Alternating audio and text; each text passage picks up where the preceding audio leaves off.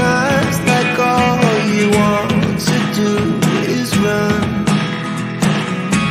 Hear me out, hear me out.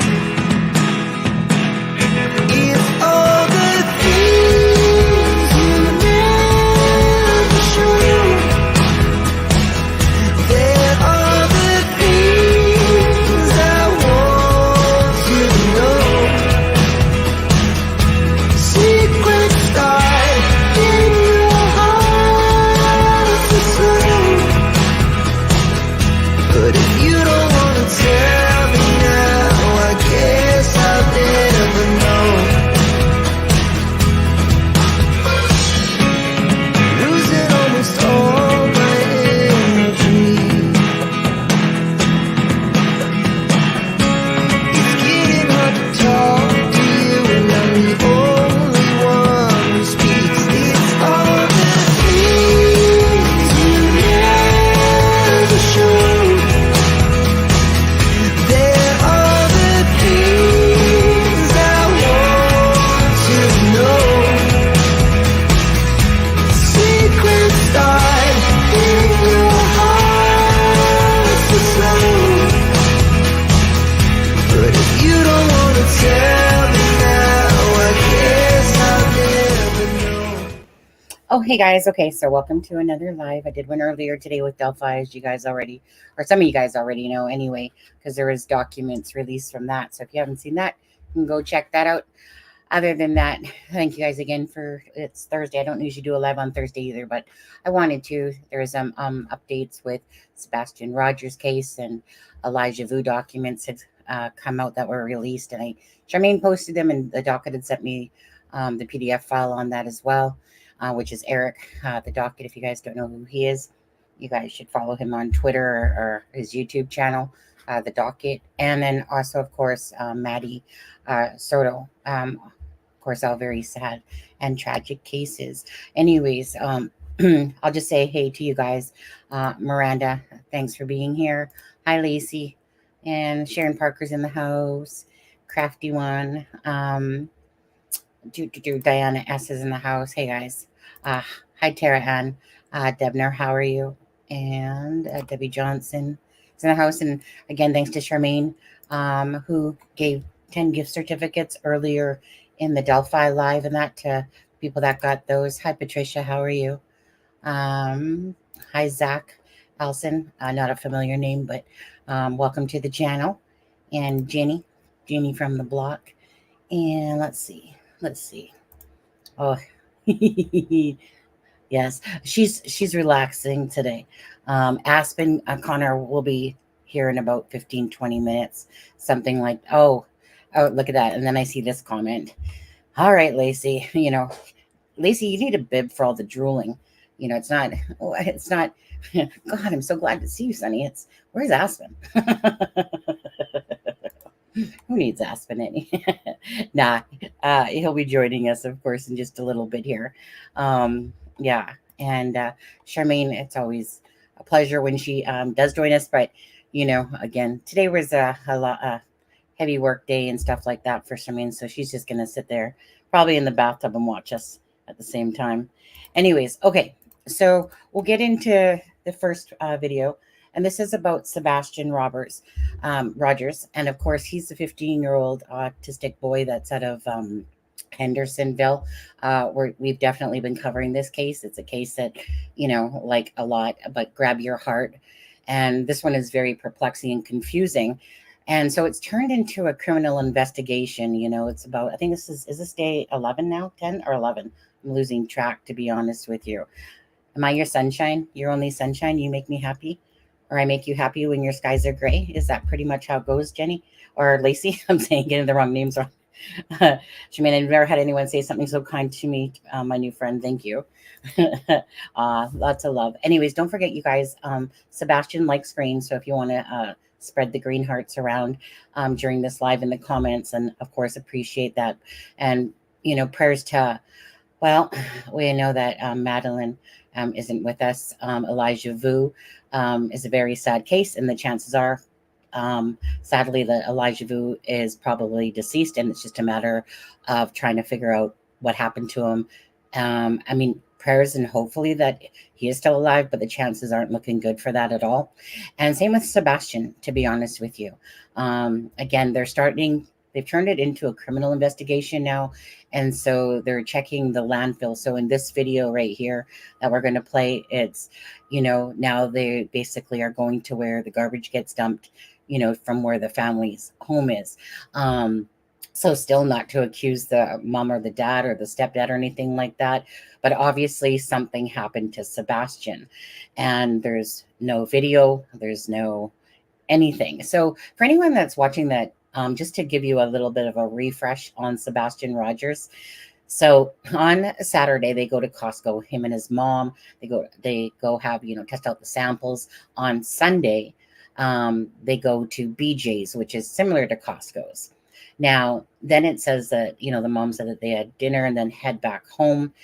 And then at 9 o'clock at night, Sebastian goes to bed. The mom and the stepdad talk from 9:45 till pretty much 12 o'clock at night. And it's at 6 o'clock in the morning when the mom goes to wake up Sebastian that he's not there in his bedroom. And then she looks around for him. She ends up calling the stepdad, who's out of town in Memphis, and to say that basically, look, I've been looking all over for Sebastian, can't find him. And so that's pretty much the gist of the timeline. The mother said about the shoes that, according to what she's seen, that none of his shoes were missing, that he had a flashlight, and that he was wearing black. Now, of course, people question that. So the flashlight, I'm just telling you what the mom said. The flashlight was something that he used all the time, played with all the time, and that she couldn't find that flashlight anywhere. As for the black clothes, perhaps, as a mother, she probably knew that he was wearing black, clothes that day when he went to bed.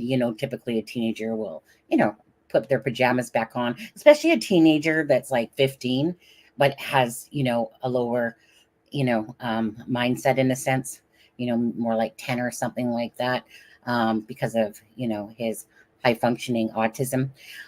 So chances are he would have, put on pajamas or something like that. But if the mother would have went upstairs and that they're looking for him, and those clothes that she saw him in weren't there, that could be exactly the reason why she knows that he was wearing black, because those clothes wouldn't have been in the bedroom. And typically as a mother, we, will know those things. So it is confirmed it's their trash from the home, or is it the trash from well, let me play the video clip for you guys, and then we can talk about Sebastian. So let me do that. Sebastian Rogers became the subject Okay, hold on, I'll do it from the start. of an Amber Alert when he went missing last week. The TBI released new images of Sebastian today. The Sumner County Sheriff's Office traveled to the White Plains Landfill in Hopkins County as a precautionary measure. They say the landfill is where trash from Sebastian's neighborhood was taken to. News 2's Adam Mincer is joining us live from that search site with an update. Adam. Haley, Bob, we actually just heard from the Sumner County Sheriff telling us that they were looking in a very specific location. The location right behind me with that white tarp right there and a few people moving around. As you can see, there's more activity there now than there was previously in the day. It looks like they've resumed normal operations. Now, what's interesting about what the sheriff just told us is that they were looking this specific area because the trash from Sebastian's neighborhood got dumped here today. They spoke to the driver of the trash truck for that area, and he said that it was put in that space right behind us. I want to show you some drone footage. This is as close as they've let us get to the search, but we took this a little bit earlier. You could see about 20 people searching this concentrated area using an excavator to move around the trash to get a better idea of what's there. As you said, this is all precautionary. The sheriff's office says that they were doing this to rule out possible questions and options telling them where Sebastian may be. The search has been ongoing for about 10 days now. They extensively searched the area in Sumner County around Sebastian's home, and before moving here, about an hour and a half away to White Plains, Kentucky. Now, as it's starting to get dark, we're waiting to learn more about what, if anything, they found. As a reminder, Sebastian is 5'5" with dirty blonde hair, last seen wearing a black shirt and black sweatpants. Bob, Haley? Adam, this has been a day-long effort. What happens now? At the last we heard from the sheriff, he says that now they look at what they found, look at what they learned, and then they reassess whether it's worth it to continue searching here or to move on to other evidence and to whatever else they can learn. Sorry, that's exactly where it left off. Okay, so that's exactly where that clip left off. Was that there? Oh, I shouldn't. Poor guy. Yeah, I'm gonna leave your face like that. So to me, if they dropped his trash off or today, right, which is Thursday, then that would tell me that every Thursday is their garbage day pickup. So that would make sense. That Thursday is, everyone has their garbage days, Mondays, Tuesdays, Wednesdays, and stuff like that. So it is from his neighborhood, but what day? So that's what I just said. Today, I believe they said, right, today. So that shows that probably on Thursdays, like I said, that's the vicinity. Who knows where, like, they're obviously looking in that spot, yes, from today, but maybe, like each, when they dump off stuff, maybe it has a certain section that it kind of goes in. Who knows? Not sure exactly how those work at the garbage landfills, but kind of reminds me a little bit of Elijah Vu, because Elijah Vu, remember, they were looking in the landfill and they had a tent up, and I was like, oh my God, they're gonna, that's why they're there. They basically have found him, but it turned out that they didn't find him, and that he's still looking, and that they have the car that they're looking for, and they're saying that the owner of that car they're not looking into. So obviously the owner must have borrowed out that car or something to them, to Jesse or and Katrina or something like that. Anyways, kind of a deja vu feeling, but obviously there's no sign of anything. It's so strange, right? Because it's a very affluent homes in that area, and for them not to have, like, especially him being high functioning autistic, like, to have cameras in the home, perhaps, let alone outside, that people have maybe a car, something. There's nothing. There's like nothing. Let's see. I'm gonna need to find a few Rick rolls. I'm gonna have to drag my butt out of bed, wondering if Sunny can deactivate the Rick roll song though. And heads up, Sunny. Yeah, I can. Or maybe we all need a few Rick rolls, eh? On there. But yeah, Charmaine, you look great. Working to buy memberships. God love you, lady. So sweet. Okay, you know what? I want to go to this one as well. Hold on a second. Let me just bring it up. Let's go to this video to do with Sebastian as well. And of course, if you guys are watching, please hit that like and the share button. Again, the bottom line is that, things move in this world because people share things, and, you guys are the ones that are able to branch it out because of your social medias and, your shares and your likes and stuff like that. But, whether it's through TikTok or whether it's through, Instagram, or Twitter and stuff like that. Great channel with caring people here. Thanks, Miranda. You've been a member for 3 months. So thank you, Miranda, for that. And I'm going to pull up this. So this is when the dog is like sniffing around the house. So let's just play this for a minute. There's no sound, so just let you watch, okay?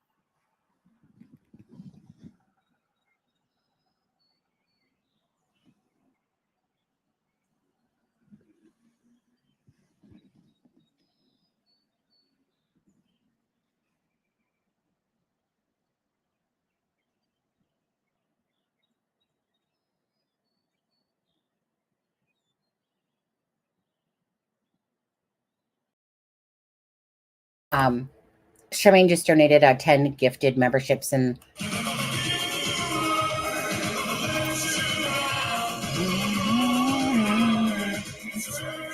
okay, so let's just quickly say who was gifted those. Remy's stuff, Betty Majors, Ruth, Cameron Chambers, Amanda G, Crime, Jill, Severing the Merc, I think it is, and Mags G, and Gaming and Sleuthing as well. Got one, and then hold on. Wanted to be math is hard. Love you.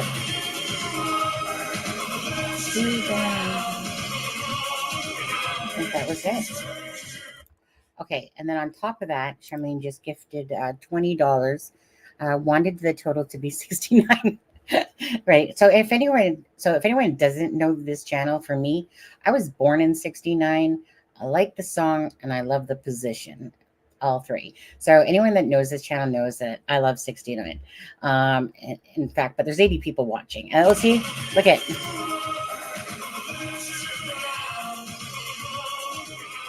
See, Rick actually knows. You know it. All of a sudden, he sniffed out the song, Charmaine. There's Rick. How are you doing, Rick? Diana had just gifted $5 as well. Thank you. Love a Thursday live surprise. I know that there's lots of you, like that. It's like, Sunny, do a live every day. And I'm like, no. But sometimes when I'm in that mode, yeah. Okay. Anyways, thank you guys. And so for anyone that's new here, sorry, but yes, the Rick Astley plays, if there's 10 gifted membership, so it will play 10 times. So, and then of course, Diana's super chat will go off there as well. I'm going to play the dog thing one more time. Now, just so I played it once, but I'm going to play it again. Never let you down. And so I'm just going to play it again. And so just watch what the dog does, okay? Thank you.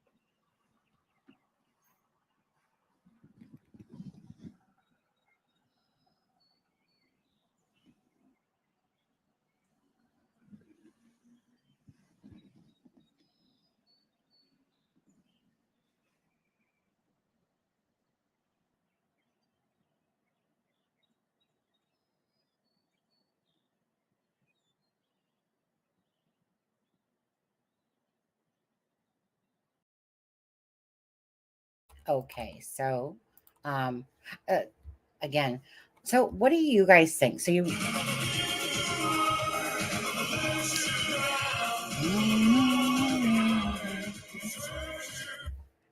We're coming to the end of those. And Rick Astley, Lacey wants to know if you're the real Rick Astley. Just raise your hand if you are. And okay, Aspen, seen it. But what do you guys think? Because like the dog goes to the street, like kind of goes to the driveway there. And I'm not sure. I mean, I've showed it many times exactly where they live. And I'll do it again.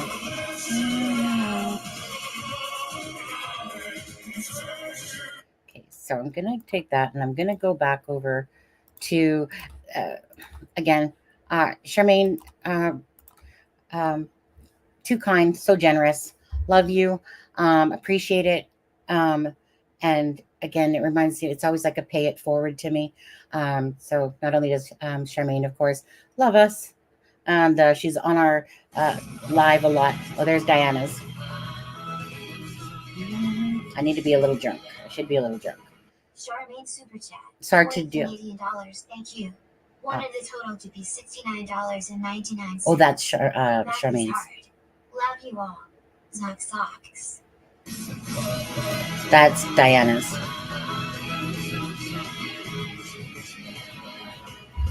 Diana super chat. $5.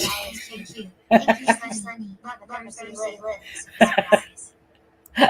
Eric. Okay. Well, if drunk on water counts, then I guess I'm drunk. But anyways, thank you guys, and hello, Remy stuff. Okay, so I'm gonna take you over here again to Google Earth. Okay, so let me. Oh wait, I totally sorry. I'm on the wrong thing here. I need to go over to. Let's see here. We'll go over to BJ's Wholesale. Sorry, I was over in Canada where I am. Do.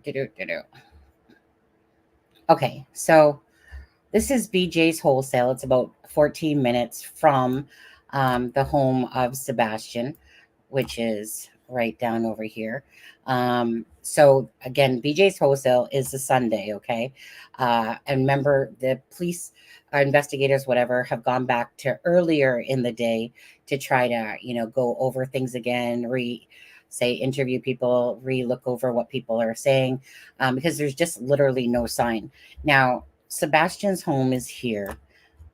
And if we go a little bit north here, so come on, Google Earth. You know you love me. Maybe you don't. Okay, whatever. Just there we go. We're north. Okay, so up here, right, not too far from the home, is like a bunch of trees, like just a huge mound of trees, just like there is over here in this area as well. And let's see here. Sebastian's home. Okay, so let's go down to the home of where Sebastian is. Okay, so less my lines in there because that's just the mapping.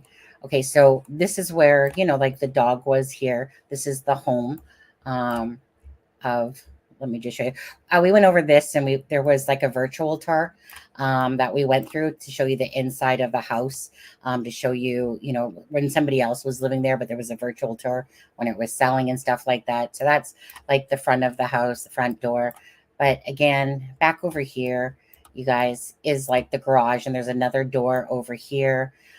There's also the back as well. Like I said, we did a virtual tour just the other day. But so, like the dog's over here, sniffing, and it seems like, like this is as far as he's going.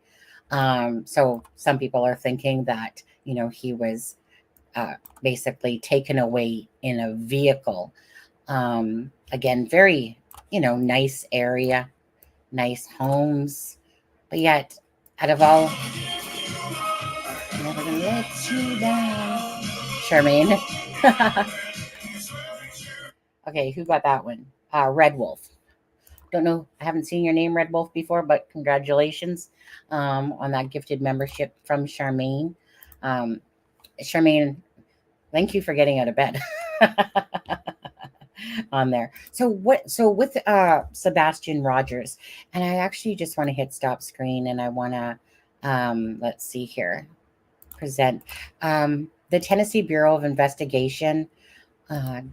Let's see, like here's so these are newly released pictures of Sebastian that they had put out today. So there's one where he's got some sort of creepy snake, whatever it is, a boa constrictor, I'm not sure. Hey, funny how I said Spider-Man about this the other day, and there he is in a Spider-Man t-shirt. So again, this is Sebastian. His dad is Seth Rogers. Seth Rogers, he lives in Clarksville, an hour away. When you listen to the father, at least to me, when you listen to the father, such despair comes through. When you listen to the mother, same thing. The stepfather, he's more of like the talker. Someone had put it like a spokesperson, because that's kind of how he comes across.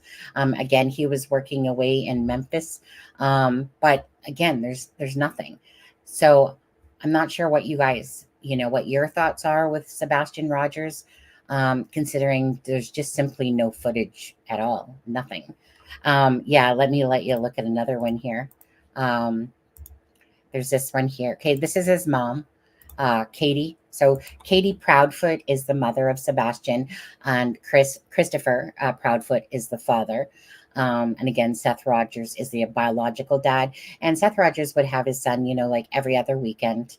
And the mother and stepfather were in communication since this investigation has happened, more so, pretty much every day, talking. And, they seem to have a decent relationship, right? Nothing was, promiscuous or whatever it was. Maybe that's not the right word, but nothing was amiss. It seems like with their relationship, some people have really bad ones with their exes and stuff, but they seem to be like they were, friendly when they had to be, type of thing. Oh, hey, Travis. Travis was on last night. Thanks again, Travis, for joining us last night as well. Oh, okay, wait, don't I gotta block you? Pretty sure I gotta block this dude, this rapper dude. Yeah, they have a good one. It's always funny. Like the trolls just want to come out sometimes, and that was one of them because I remember you from yesterday. But anyways, we don't got time for that crap. Anyways, that's that one, and then let me just show you another one really quick here. This one's so cute. There's Sebastian, with the puppies. So these are obviously the puppies that they have. Just so precious. Now, which reminds me. Now, especially those dogs. I don't know what breed those exact dogs are, but usually those little things are pretty yappy, when they hear a noise. Yap, yap, yap, yap, yap, yap. And there's two of them, so they think that, Sebastian, if he did, went out through the door, that the front door was locked or whatever like that.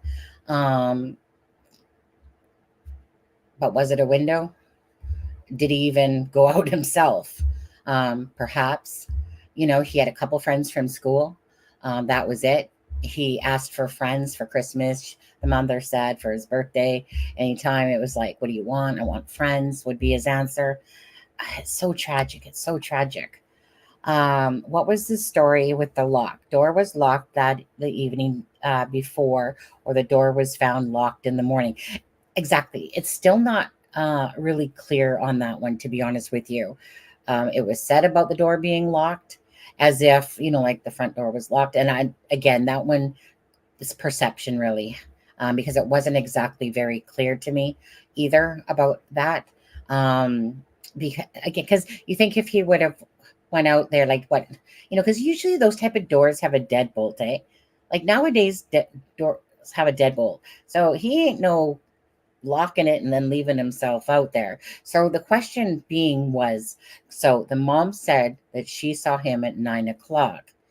Now, are they looking back in the day earlier because they want to see, what else was going on that day, or if somebody perhaps came around?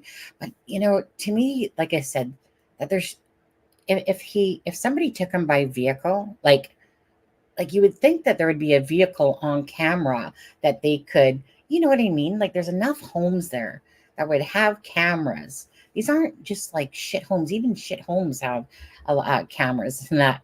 Well, usually, so everyone with Amazon packages being stolen all the time, and just, society nowadays. So why isn't there nothing on camera? So I'm just going to ask in chat here of the 121 people watching. One, do you think Sebastian actually did leave on his own? And that, we'll just say, did he leave on his own?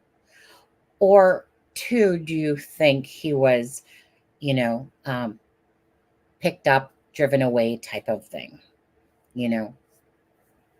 So just kind of curious where people's thoughts are with this case, because it is perplexing when you don't have anything, no video from in the home that we know of. Because remember, guys, they would put out a video if there was footage of Sebastian.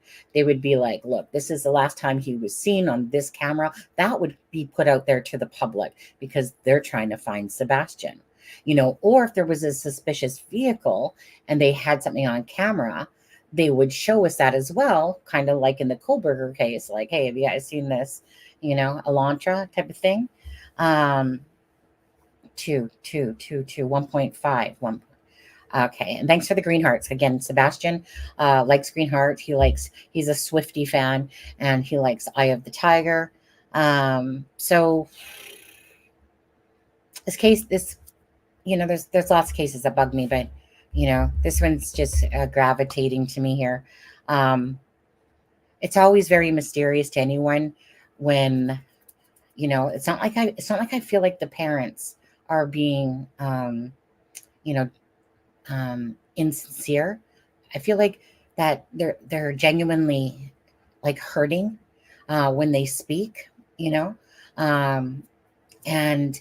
I don't know how you guys feel about that, but I personally feel like I look for genuineness. I look for real emotions in a sense. And the dad seems like you just almost want to cry after listening to Seth Rogers. The mom too, she's rocking back and forth. She's very light spoken. So the first time that the parents went on anything was Duchess channel on a YouTube channel. That's where more they talk about the flashlight versus the WSTV or whatever it was interview. They don't really bring up the flashlight in that one. So they do say a little bit more in the Duchess channel. Not too much more, but a little bit more. And then there, of course, is the interview, which was in 4 parts. And, like I said, when you're actually visually watching them, unlike the Maddie Soto case, where it's just like when you watch the boyfriend, POS name, Stephan Stearns, I guess the fact, he's been charged, so it's easy to sit there and whatever, but, it's just about if something feels real or sounds real to you, where he had like fake, when people have like those fake crocodile tears, like there's no tears coming down, but they're like, boo hoo hoo hoo, let me just dab my face. Well, I think I think because simply, Lacey, that they've run out of anything to show that that he just kind of wandered off, and there's no information at all. There's no video. There's no nothing to show that he's missing anymore. That it's more turned into a criminal investigation, and so hence why they would check the landfill, and start looking at it from a criminal investigation point of view. And usually the landfill, kind of like the mushroom lady over there in Australia or whatever. What, let me just go dispose of that little food processor. That only took out what four of the relatives of her, stuff like that, of her ex-husband's family. Let me just go to the landfill with it the next day. Oh, I just thought I'd get rid of it, and you're just like, okay, bullshit. But anyways, so that's pretty much my guess on that. They must have changed it. I'd go to the channel, then the membership tab, and then click on more and see if it's there. If that's not it. Oh, are you guys talking about something else? He wanted friends. Someone knew that. Did they take advantage of that? That's my 1.5 vote. He wandered out on his own and then was taken, possibly running out of places to search. And it's not unlikely that they could have missed him, that he could have left by himself. It was at nighttime, he's not too far off from those trees. There is the probability that he actually did wander off, hurt himself, did something, and they just haven't found him. Like, that still is a possibility. It just never looks good, when this child, there's nothing to show that he left, nothing. So it's like I'm just keep thinking about the case, trying to understand, what possibilities sound more realistic than not. I'm not trying to go off into Mars and, think out of the, way out of the box like that. Just trying to stick with what makes sense and what we're hearing, because all we're hearing, that's the best we can go on. I wonder what led them to.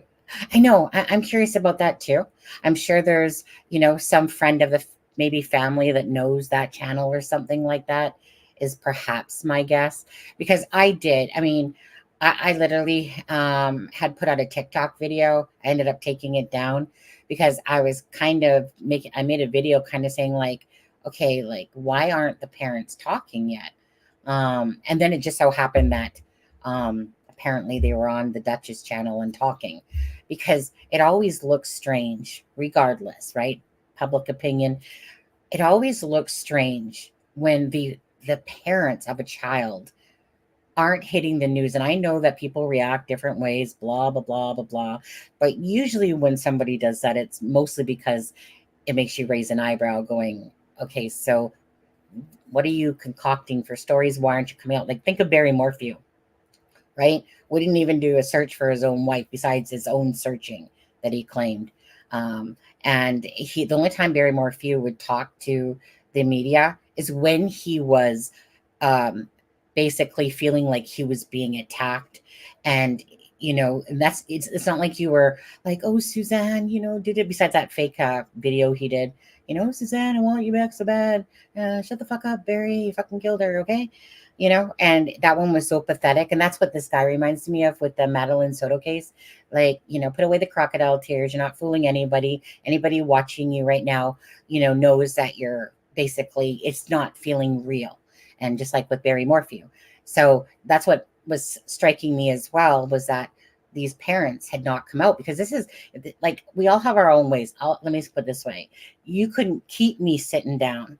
I'd be all over that news in a New York flash type of thing if it came to my child. It's because it's my child, and I want them, if they to see me on TV, to whatever, like I will be there front and center every single time. But not everybody reacts certain ways, right? And it's one of those things, like, just because I do something doesn't mean that somebody else will do the same thing the same way. And it's kind of hard to pull back from that, because as a parent, you think that you'd be front and center talking to the media, and it did take them a bit to do that. But I can't speak for how they act, but it doesn't make people mad and angry, because you're like, look, this is your kid. Why isn't your ass in front of the TV camera? Why is it you're leaving it to the searchers or whatever? I mean, like I said, each to their own how they handle things. Because you can look at the Delphi case with Derek German. You've never seen him in an interview sitting there, talking about Libby. It's always been Kelsey and Becky and Mike, Patty. Anyways, I gotta scroll down. First of all, Shameen. Oh, you just want Rick Astley to keep coming out. Okay, so, well, let's see who got those while we're doing this. Let's see. Just trying to let it catch up. Boom, boom, boom, boom, boom. Sorry, Charmaine, I'm just in the studio, just waiting for the. Okay, so Rose was gifted a membership. Jicky was gifted a membership. Green Eyes. Scooby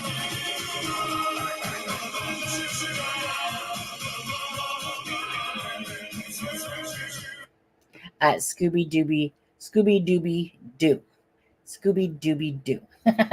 And Purdue RN were gifted memberships by Charmaine on there. Again, Charmaine, being way too generous tonight. Appreciate it.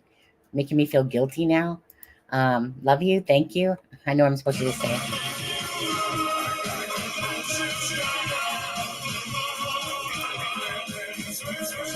Okay. So before we move on to the next case, does anyone have any thoughts about that? And again, thank you, Charmaine. And again, paying it forward. I like it when people gift memberships, because it pays it forward. But whatever somebody does, it's all appreciated. Even if, if it could simply be a like or a share.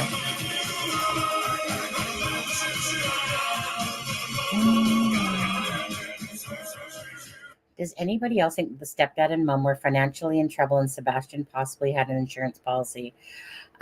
Just a thought. I've seen people say that. It's not my personal line of thinking. What are you doing, Chica? What are you doing? Are you trying to give one to someone specifically? Ray Jones. Hey, actually, where's Ray Jones been?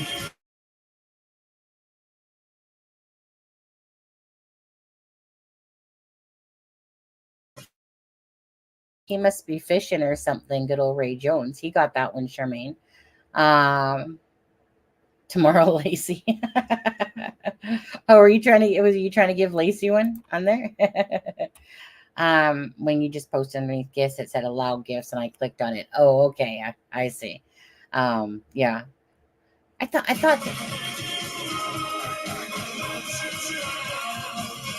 Hi, Mr. Electric. Okay, those should almost be done, guys. Sorry. It plays it each time that somebody is gifted a membership. So sorry if people's ears are going off, but I like a good Rickroll or a few more. No, Ray isn't here. I don't think you. Right. Absolutely, Diana. Exactly. Yes, trying for Lacey. Yeah, well, maybe at the end of this, closer to the end of this, I'll gift 5 from the channel, because remember, we get 10 a month that we can gift out to people. So maybe towards the end of this, I'll do it. Real Dad seems genuine to me, and I don't think he would hurt a Sebastian. Yeah. They seem genuine to me as well. Tara says that I totally agree, especially with all the right answers. He was not emotional at all. Maybe stepdad took him out when he went.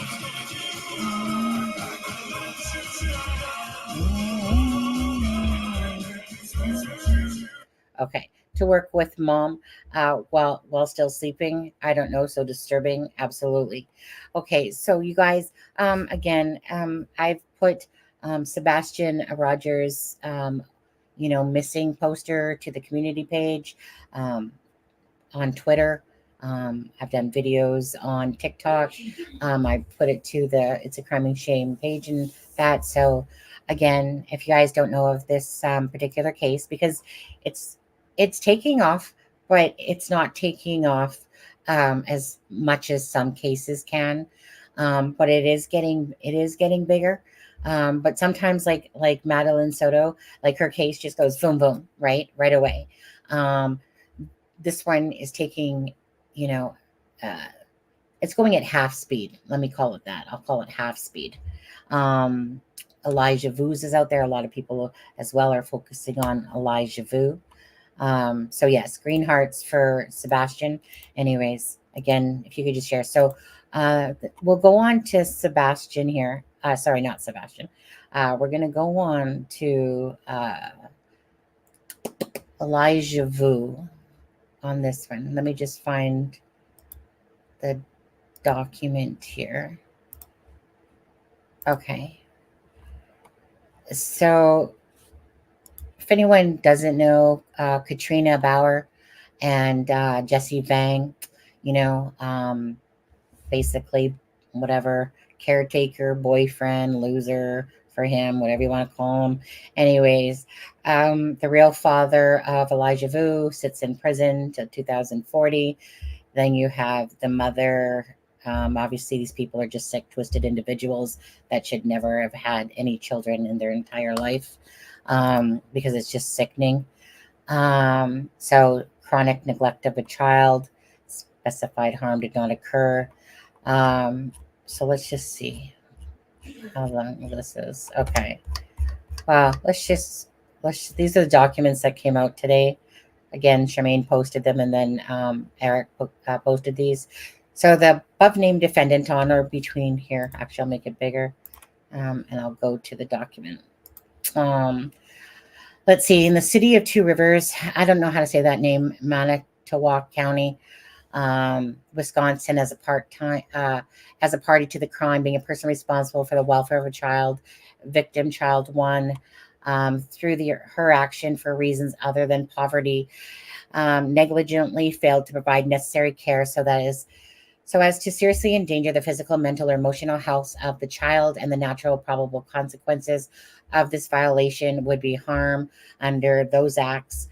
Although the harm did not actually occur and the actor is guilty. Why is it we see this name actor so much lately? I don't recall seeing it so much lately as in this last year. Is guilty of chronic neglect, as she committed 3 or more violations under that specific period of time involving same child, to wit, contrary to section blah, blah, blah. Class H felony. Upon conviction, may be fined no more than 10,000 or imprisoned no more than 6 years, or both.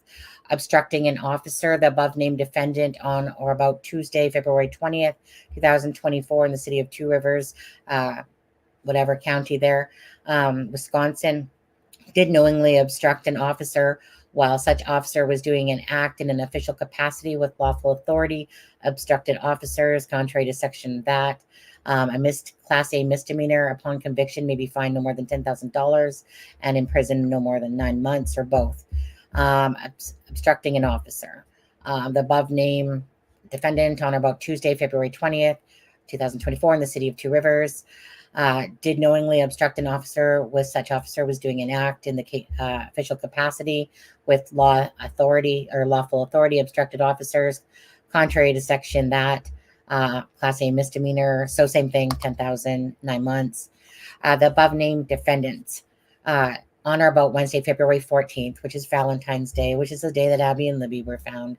I hate seeing that, those certain dates. Anyways, 2024, in the city of Two Rivers, of Wisconsin, there, being a person responsible for the welfare of a child's victim, child 2, through her action for reasons other than poverty, did evidently fail to provide the necessary care. So, same idea there, $10,000, 9 months, probable cause. Okay. So the complainant alleges he is informed by the reports of Megan, however you say that, known as complainant, to be a detective with the Two Rivers Police Department, and Detective Lieutenant Jacob Glazer of the Two Counties River Police Department, that the incident occurred in the city of Two Rivers. Okay. So on that February 20th of 2024, the Two Rivers Police Department was notified by the dispatch that Jesse Vang called 911 at 10:59 a.m., reporting that he was babysitting a 3-year-old child victim. Vang reported that while watching the child, he fell asleep. When he woke up, the child was missing. Law enforcement responded to the Vang residence at that address in an attempt to locate the victim. Law enforcement has been unsuccessful in locating victim child 1 as of February 26, 2024. So on February 20th, again, Detective M. Klumpian, I guess, of Two Rivers, spoke with Vang at the residence of that address. Vang said he was in a relationship with victim child's mother, Katrina Bauer. Vang stated that victim child 1 had been staying with him recently. Vang stated he has been trying to help Bauer correct victim child 1's bad behaviors. Disgusting. Vang stated that he has been assisting with the care of victim for approximately 1 month, but not continuously. Vang stated that on today's date, which was the 20th of this February 20th, he woke up with his autistic teenage son. Vang helped his son with getting on the bus at approximately 7:30 a.m. Vang stated victim child 1 was still asleep after he walked his son to the bus. Well, that's a good person there. Walk my son to the bus, leave a little 3-year-old all by himself. So Vang stated that he woke victim child 1 at approximately 8 o'clock a.m. and brought him to the bedroom with him. Vang stated that he shut the door and Vang fell asleep. Vang stated he woke up at approximately 11 o'clock a.m. and found victim child 1 was gone. Vang said he then called 911 to report victim child 1 missing. So same date, February 20th. Detective Lieutenant Glazer spoke with Bauer. Bauer stated that the victim child had been in the care of Jesse Vang for approximately 1 week. Bauer resides in Wisconsin Dells. Bauer stated she dropped off victim child 1 with Jesse Vang on the 12th of February in Fond du Lac, Wisconsin. Fond du, am I saying that right? Okay, so she intended, hold on, I hear Adam. 1 second now. Hey. I gotta come find you first. Hey, buddy. Hey, sorry. That was weird. Oh, yeah, your thing went out? Yeah, the internet went out and the power went out. So the power came back on and then it took a minute for the internet to reboot. Yeah. You good now? Yeah. Yeah. You missed all the fun. Did you Charmaine was gifting and Diana was gifting her super chat. I did see that. I was Yeah. on my like phone data, so I like. Rick Astley was now. here. Yeah. Oh, Anyways, Rick Astley was here. We had celebrities in the house. yeah. I'm sorry it wasn't Taylor Swift. So sorry. Yeah. Well, She's scheduled she's- for another live, but okay. I'm sure she's busy. Yeah, she's definitely okay. Let me go back to this document Yeah. here. I'm eh? sorry. No. So let's see here. Where were we? Right. Okay. So Fondue, Wisconsin. She intended on victim child one coming back to the Wisconsin Dells on Friday, the 23rd of February. On February 20th, Agent Neil Lofi did speak with Katrina Bauer and denied that she was in. Okay, this is when she lied, right? That she would deny that she was in What is it? Manitowoc. That's It's pronounced Manitowoc. okay. Manitowoc. Okay. Manitowoc. Yeah, it's the same county as Stephen Avery, the Making a Murderer thing. Oh, okay. Okay. So the county area, February 16th to 17th of 2024.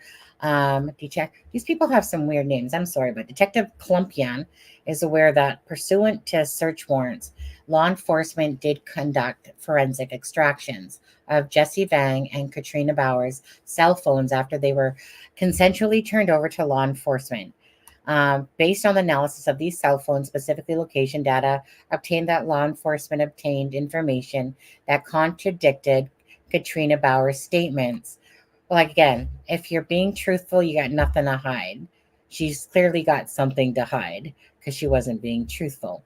That she had not been in Manitowoc area on February 16th or 17th. Law enforcement located messages from Vang to Bauer at approximately 6:39 p.m. hours and 6:49 p.m. February 17th in 2024, where Vang tells Bauer that he is angry that victim child one overfilled his diaper with poop and pee, and that Vang gave victim child one a cold shower. It's heartbreaking when you read stuff like this. Vang noted that victim child one was clean but scared. Oh, you think? You think? You know? I'm not sure if you have this open or not, Adam, but you can help read if you want. I have it in the messenger. I would have to scroll back to find it. Okay, well, I'll keep going, and then when you want to take over, just let me know, okay? Okay. Detective Gleaser spoke with Katrina Bauer, and she stated that Jesse Vang was the enforcer of the rules in the relationship, and that was the reason for sending victim child one to stay with Vang. She discussed with him the limits of what discipline she did not want used. Other than that, she is fine with whatever discipline Vang enforces. She gave him examples of discipline, including praying, saying he was sorry, and going over 4 rules that victim child one is supposed to be memorizing. At no point did she admit that she was in the city of Two Rivers between February 12th, 2024 and February 20th of 2024, or had any face-to-face contact with victim child one. She said that she was discussing behavior issues with Vang around Thanksgiving of 2023, and he said she needed to try harder to stop the behavior. Bauer stated that she wanted Vang to teach victim child one by example on how to be a man. She said the first time victim child one had gone to stay with Vang without her was in January of 2024. She said the past week was the longest time child one had stayed with Vang without her being there. Detective Glazer said that while he talked about his past week, she admitted that she had been in Two Rivers on February 16th of 2024. She said that she left the Wisconsin Dells around 6 or 7 p.m. and arrived in Two Rivers late that night. She saw victim child one on the couch, but he was tired. She said that she had left early in the morning of February 17th. I'm just going to say that, you guys, it's all 2024, okay? Unless I say otherwise. But she was confronted about it being in Two Rivers on a different day, and that she did admit she was in Two Rivers on February 14th as well for a period of time and then went back home. Did you find it yet? Nope. Okay. No, yeah, I have it pulled up, so I'll read the next page once you're done with this one. Okay. On February 20th, Vang consented to meeting with law enforcement and TRPD and agreed to a consensual interview. During the course of the interview conducted by Detective Michael Herman of the Manitowoc, Manitowoc County Sheriff's Office. Detective Herman also spoke with Jesse Vang at the apartment prior to going to the Two Rivers Police Department. Vang made consensual statements in regards to his recent interactions with victim child 1. Vang stated that victim child 1 is afraid of him, then corrected himself and stated that he respects me. Oh my God. Okay. He stated that they put victim child 1 here as a punishment for his bad behavior. They were trying to teach him how to be good here and at a good home. Oh my God, puke. Yeah. Vang indicated that he is trying to make them or make him understand that going home is like a privilege for him. Vang stated that victim child 1, I know it's so sickening when you're like, I like to be au naturel and kind of a lot of times read things as you guys are seeing it yourself. And so for me, I'm just reading this myself right now, and it just Right. makes you want to puke when you see this beautiful boy and then you read stuff like this. It's sickening, it's disgusting, and it's just sad beyond belief. But anyways, Yeah. so Vang stated that victim child 1 was disciplined using timeouts. He described the timeouts as being standard or standing for periods for 1 to 3 hours. During this time, victim child 1 was required to pray or say, "I'm sorry, mommy." Vang reported that victim child 1 was in a timeout for the majority of this time with Vang, as it was intended as a form of boot camp other than getting into things. Vang was unable to identify specific bad behaviors which required a timeout. Vang reported that victim child 1 is not potty trained. Really? At age 3, he's not potty trained? Okay. And that he is still wearing diapers. A child should not be freaking wearing diapers at age 3. Vang advised that he had changed victim's diaper at least once per day. Oh, that was, so nice of him, right? So nice of him. Once a day. That's great. On the evening of February 19th, Vang changed victim child's diaper prior to him going to bed at approximately 8 to 9 p.m. He then watched Ready Player One prior to putting him to bed. He stated that victim child 1 was not watching the movie as Vang put him in punishment. He stated that victim will stand in the corner, stand by the bed by me, Vang stated. He gets pretty tired from, I guess, like from standing too. He explained he does not want to be mean to him, but he's trying to teach him to be more respectful. Sick, twisted way of doing that, eh? He was asked about February 19th, 2024, if he made victim child 1 stand, to which he replied, yeah, for probably like 2 to 3 hours. Vang confirmed again that victim child 1 stands for 2 to 3 hours without sitting. In the event that victim child 1 tries to sit down, Vang will say, "You want cold water?" He then indicated he's fine. It's not like his knees are shaking and about to fall over, Okay, there Wow. you go, Adam. And like I said, Miranda just said, just really quickly, Miranda said a lot of boys take longer to potty train, even at age 3. And, I was actually just talking to a preschool and a preschool teacher because, my niece that I take care of is 2, and we're in the potty training process right now.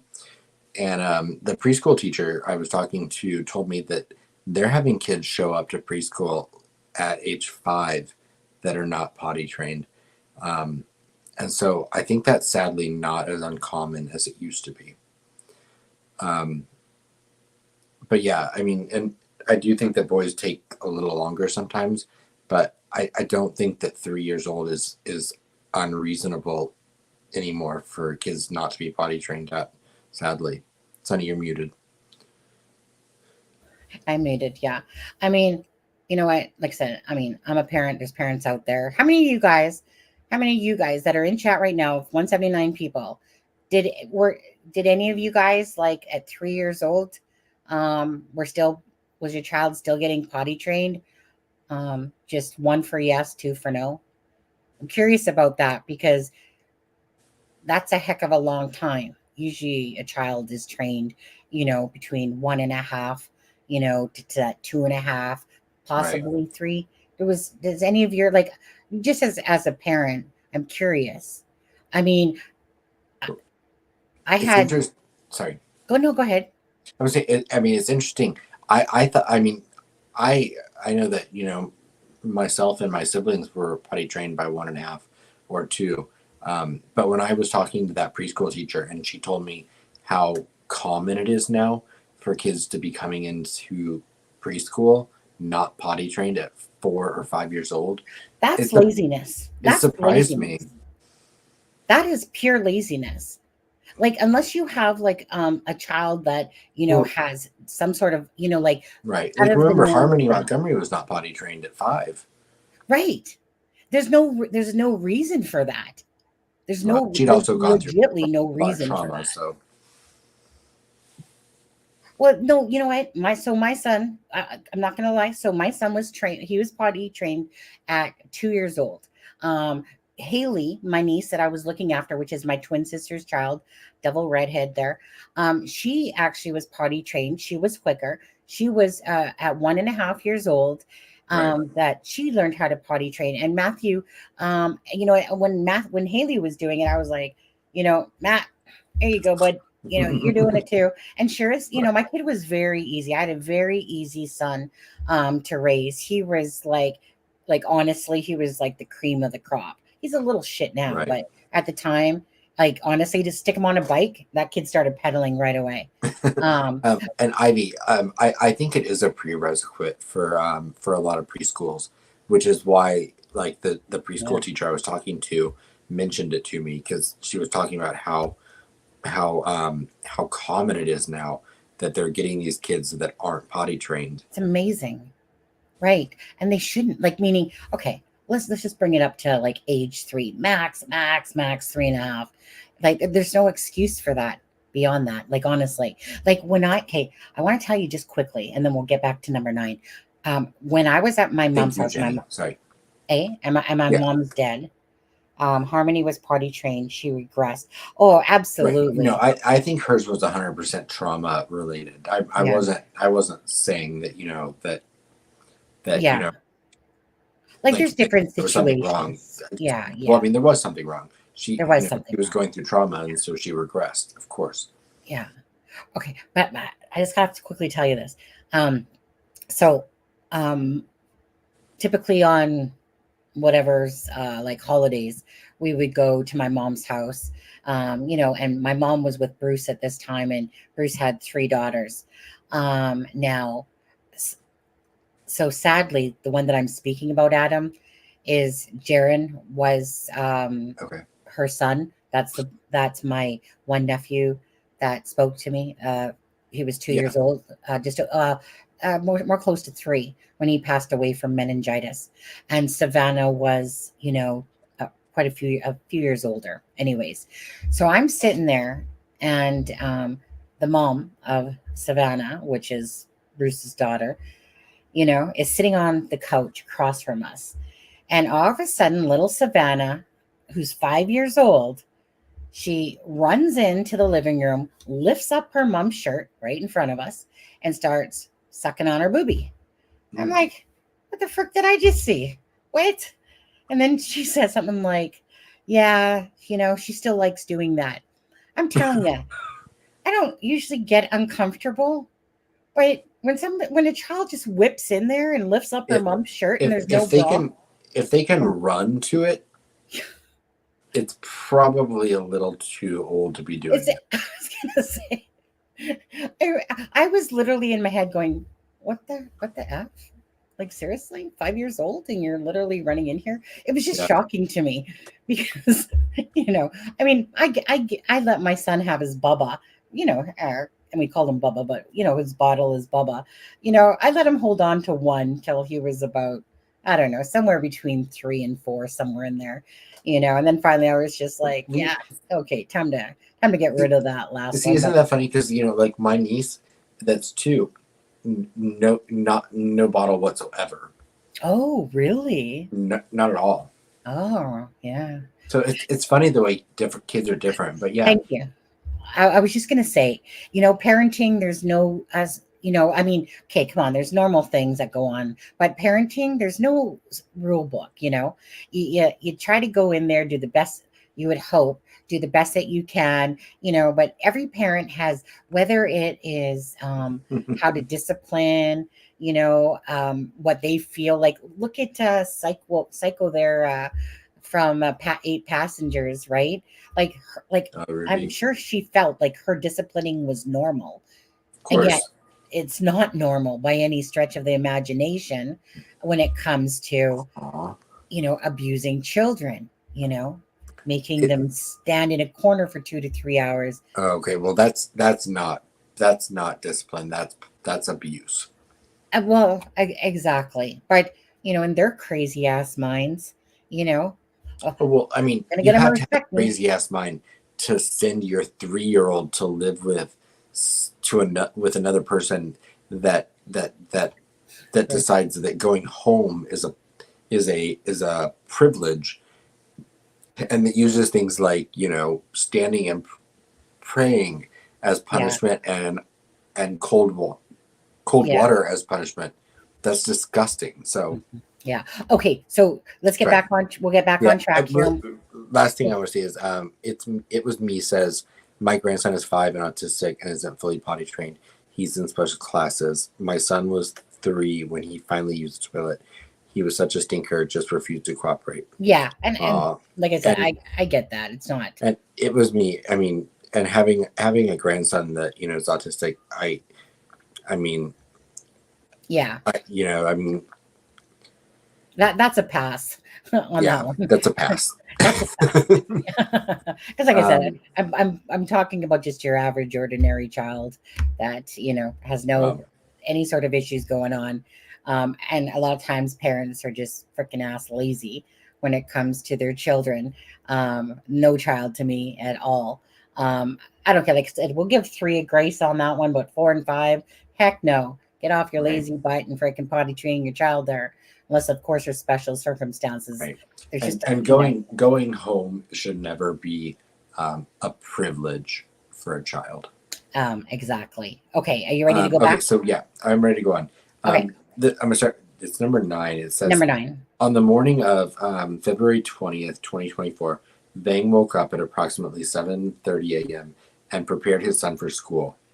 At that time, he saw victim child 1 sleeping on the futon sofa in the living room.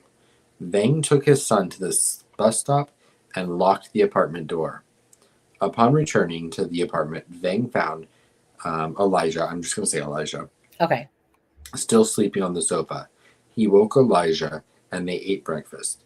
He reported that Elijah ate some cereal, which had frosting on one side and wheat on the other, without milk. They then went to Vang's bedroom, where Elijah was told to stand and pray near the foot of Vang's bed. He did not change Elijah's diaper as he was too tired. Elijah was not allowed to do fun things as he was in timeout. When asked about any toys in the apartment, Vang reported that there was a one toy. Tom Webster would have issue with that. There was a one toy which he received at Christmas time. The toy was similar to a toolbox. However, he was not allowed to play with it during the week of February 12th, 2024 to February 20th, 2024, as he was in a timeout. When asked what happens if the timeout do not work with Elijah, Vang stated he would give him an ultimatum. Vang reported that the ultimatum was usually, "Do you want some cold water?" Vang reported that Elijah did not like cold water, but did not know why. He denied following through with the ultimatums. When asked about what Elijah ate while he was with Vang, he stated pizza, noodles, cereal, and similar items. He stated that Elijah was still bottle fed and he was still trying to get him to eat regular food. He was unable to provide specific details as to the food. While Vang was sleeping, he would lock the door to the apartment at the doorknob, the deadbolt, and with a security chain attached to the top of the door to keep Elijah from walking out of the apartment. Vang reported that on the evening prior to Elijah going missing, he had consumed 3 12-ounce Budweiser beers and 1 Kalanza, I don't know, Kalanzaprin as a sleep aid. I don't know what that sleeping medication is called, so I apologize if I butchered that. Yeah, I know. Right? Katrina Bauer and Jesse Vang's cell phones were reviewed by law enforcement, including text and Facebook messaging. On February 13th, I'm going to start really quick. He stayed at Vang's house from February 12th through February 20th. Okay.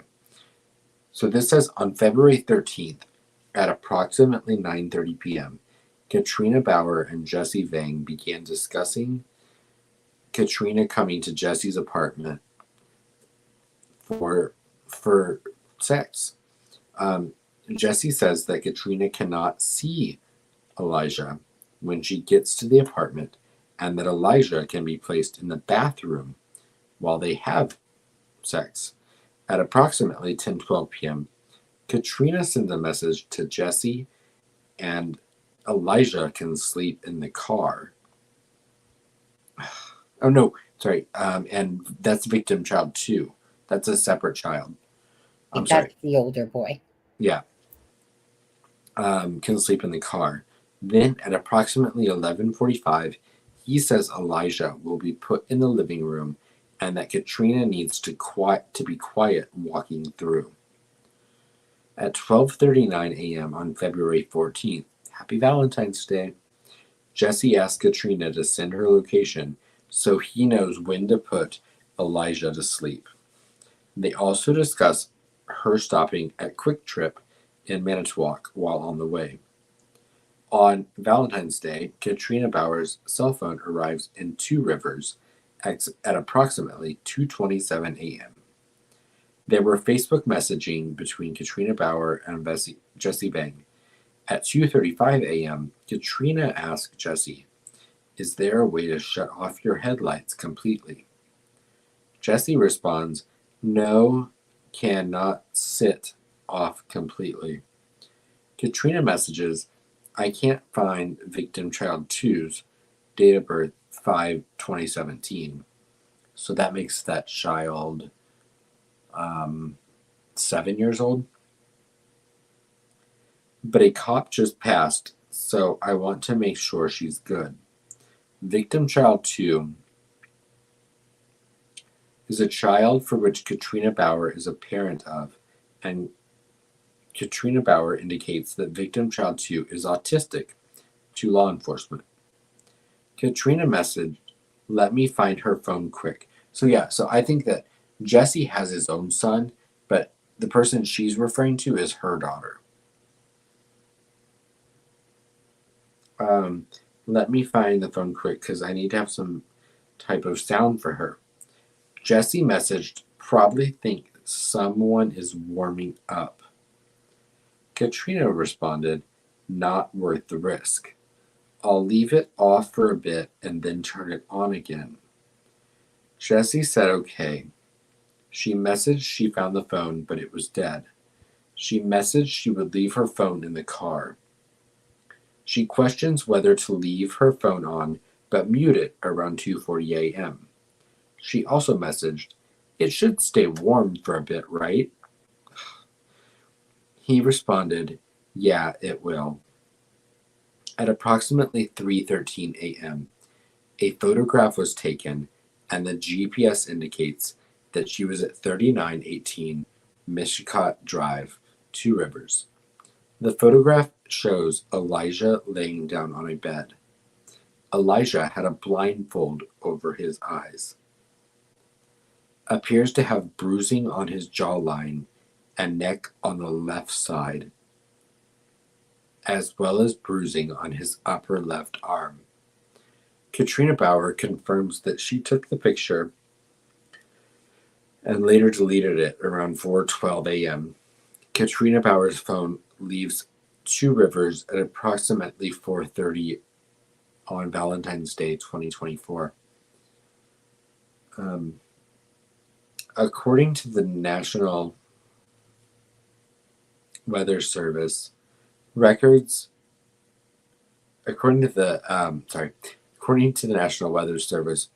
records the low temperature for Two Rivers on February 14th, 2024 as 27 degrees Fahrenheit, and the high temperature was 36 degrees.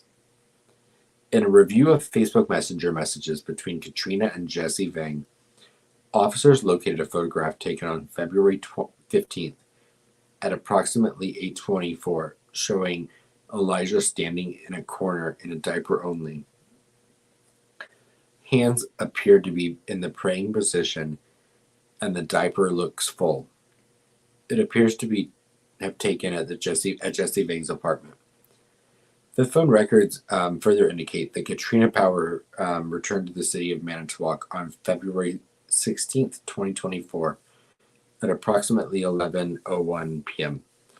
She called Jesse Vang's phone around 11:15 p.m. and went into a Quick Trip store to purchase items, which was confirmed by surveillance video.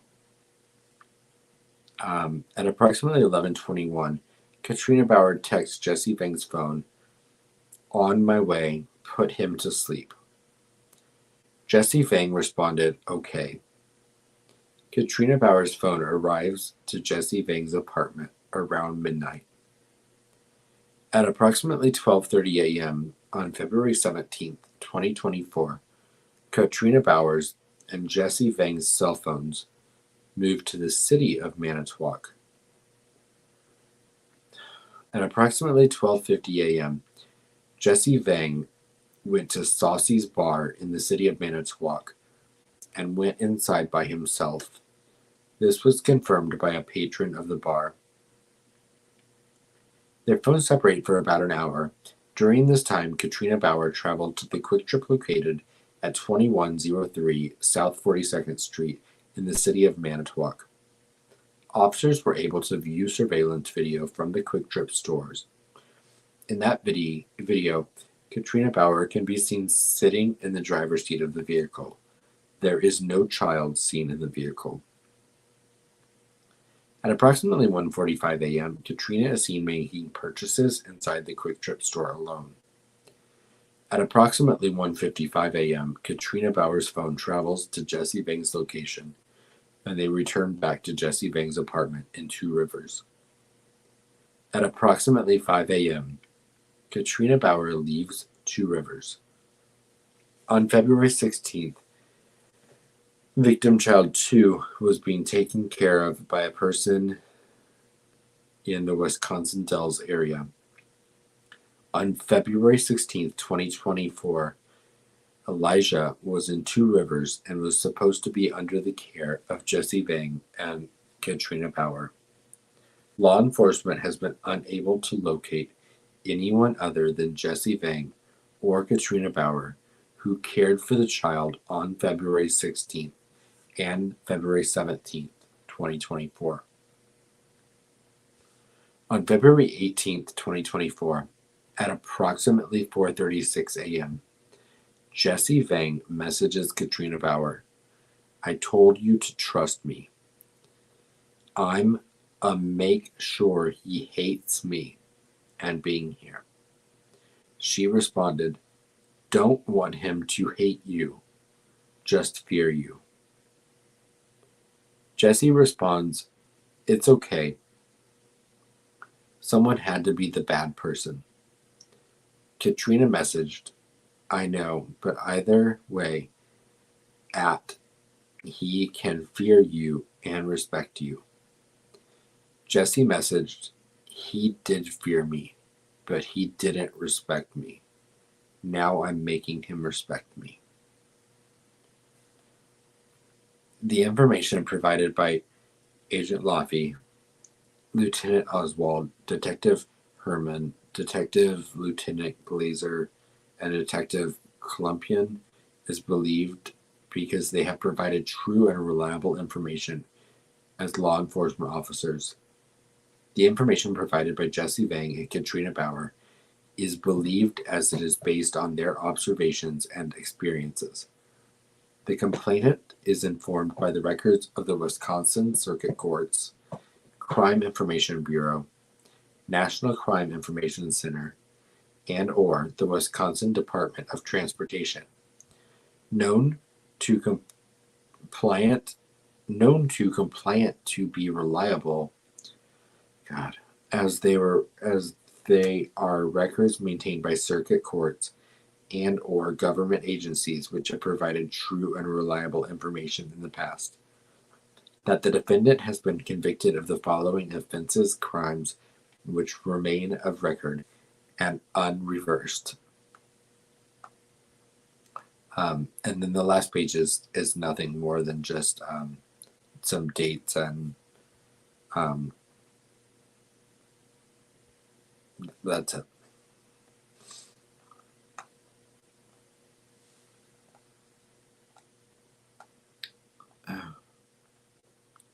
And you're muted, Sonny. Shit. I had my other mic muted on that, but that's Elijah Vu. Rather look at that. He's such a beautiful boy. Isn't like so when you're reading that, I mean, if anyone's following this case, it's just so sad, so disgusting. It, like I,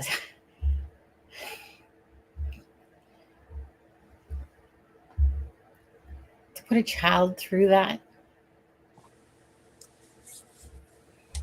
it's just incomprehensible that people will do this to children. Every bit of that is just every bit of that was just reprehensible to read. Sorry, just give me 1 sec. Yeah, no, I understand. I mean, it's like every time that we were reading this, that I was like, oh, how disgusting. The next line I read was even more disgusting, and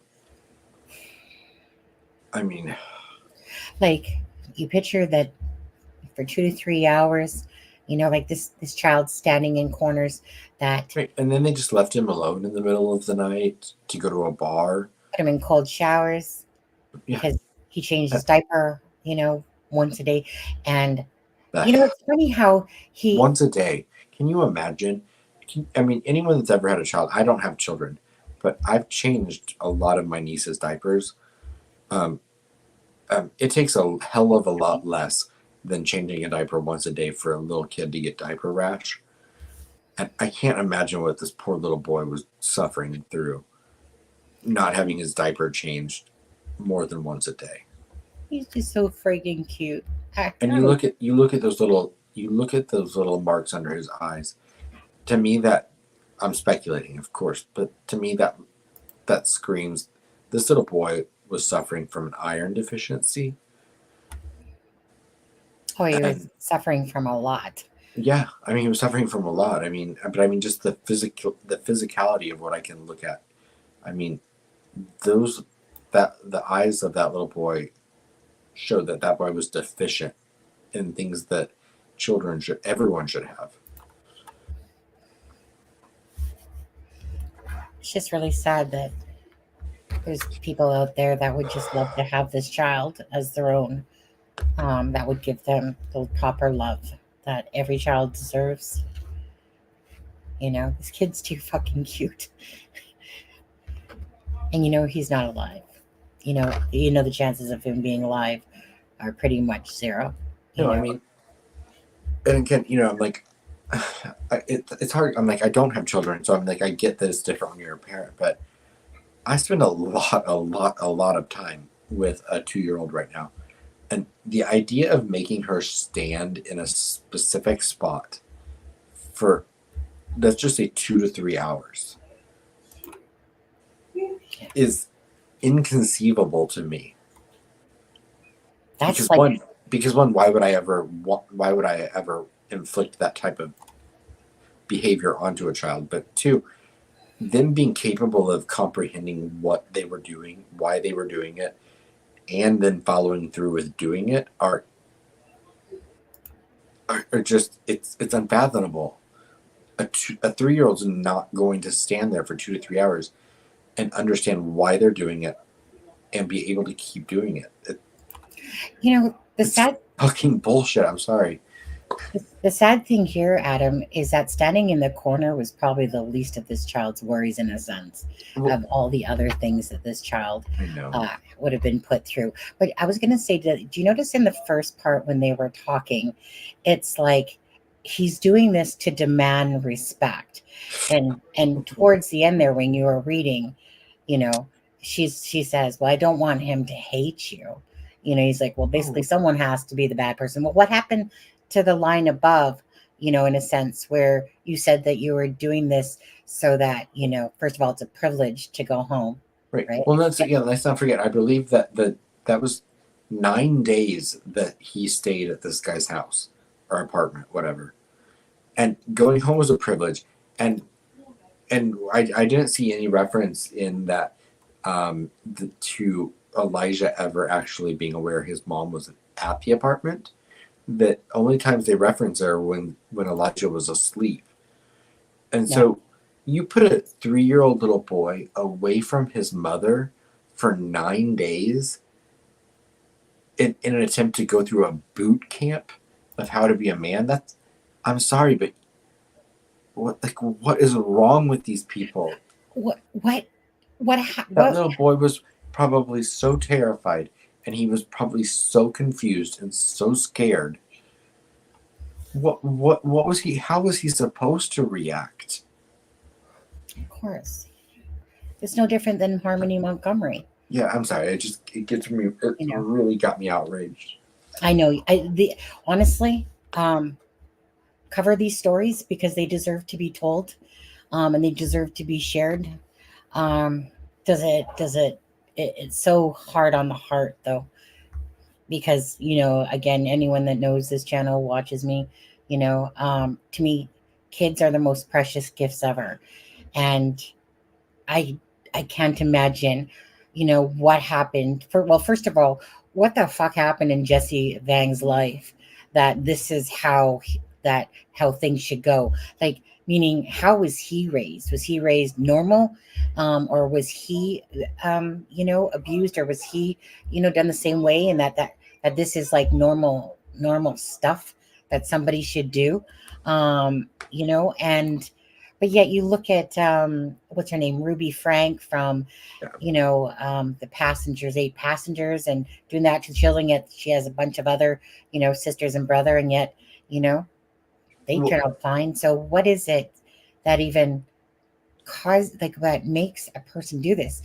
Even though I said, let the fucking prison system take care of you, and whatever, you know what I mean? Because it's kind of like I don't actually really care about them at all. The sad thing too is that this little boy probably had no one in his corner raising the red flag or raising an alarm, because sadly in this kid's case, the other parental figure, which would have been the birth father, he's a piece of shit too, and he's in jail for 20 some years. Yeah. No, and I'm sorry, I didn't mean to curse, but it's okay. I mean, so I know that these cases piss us off so badly. Whereas like in a lot of cases, you at least have a third party raising a red flag, and in this little boy's case, I don't see anyone that advocated for him.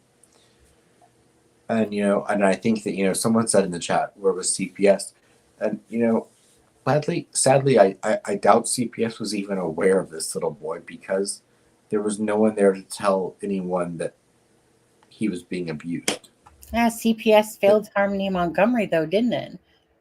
Well, more than just CPS failed her, but the judge and the uncle said something. Yeah. And the system. I'm sorry, but I think that there's many flaws in the systems. It's like they talk the talk, but they don't walk the walk, is what always seems to happen. Like, there's all these signs of a child being either malnourished, not taken care of properly. And I don't know, but it just seems like it's so common that the CPS is letting children down. It does. It seems like the system really just I really hate it when they get up on their freaking podium and start preaching like after the fact, after it's happened to another child. I get the complexity of working as a social worker or working as an advocate for these children. I get that their hands are tied in certain situations, but it doesn't break my heart any less. I can't remember what the dad's in jail for, to be honest with you. Part of it, I don't remember all of his charges. I believe that part of them were drugs. Yeah, I don't remember it at this moment. Mr. Electric. Anyways, I'm starting up on the BS. I was abused, so I will abuse. I know I will watch my father murdered in front of me at age 6. It's not just in me to be mean to a child. Yeah, you know. Hi, CD. Yeah. Well, sadly, it's true, especially when you work in true crime. It's even enhanced more of these cases. Most people are so unaware of what's going on in the world or the pedos that live around them and different things like that, right? But when you work in true crime, of course, it's enhanced even more. And honestly, for a good purpose though, because it made me more aware of truly how evil this world is out there. Like it just seems like at every step of the way now you have to protect yourself from scammers, from pedos, from children, on the internet that are so easily, because you know how it is, right? Especially teen girls, they can so easily be lured by words and stuff like that. People that know what they want you to hear, and that person that's looking for love in all the wrong places, it's just like sonar, like a magnet and stuff like that.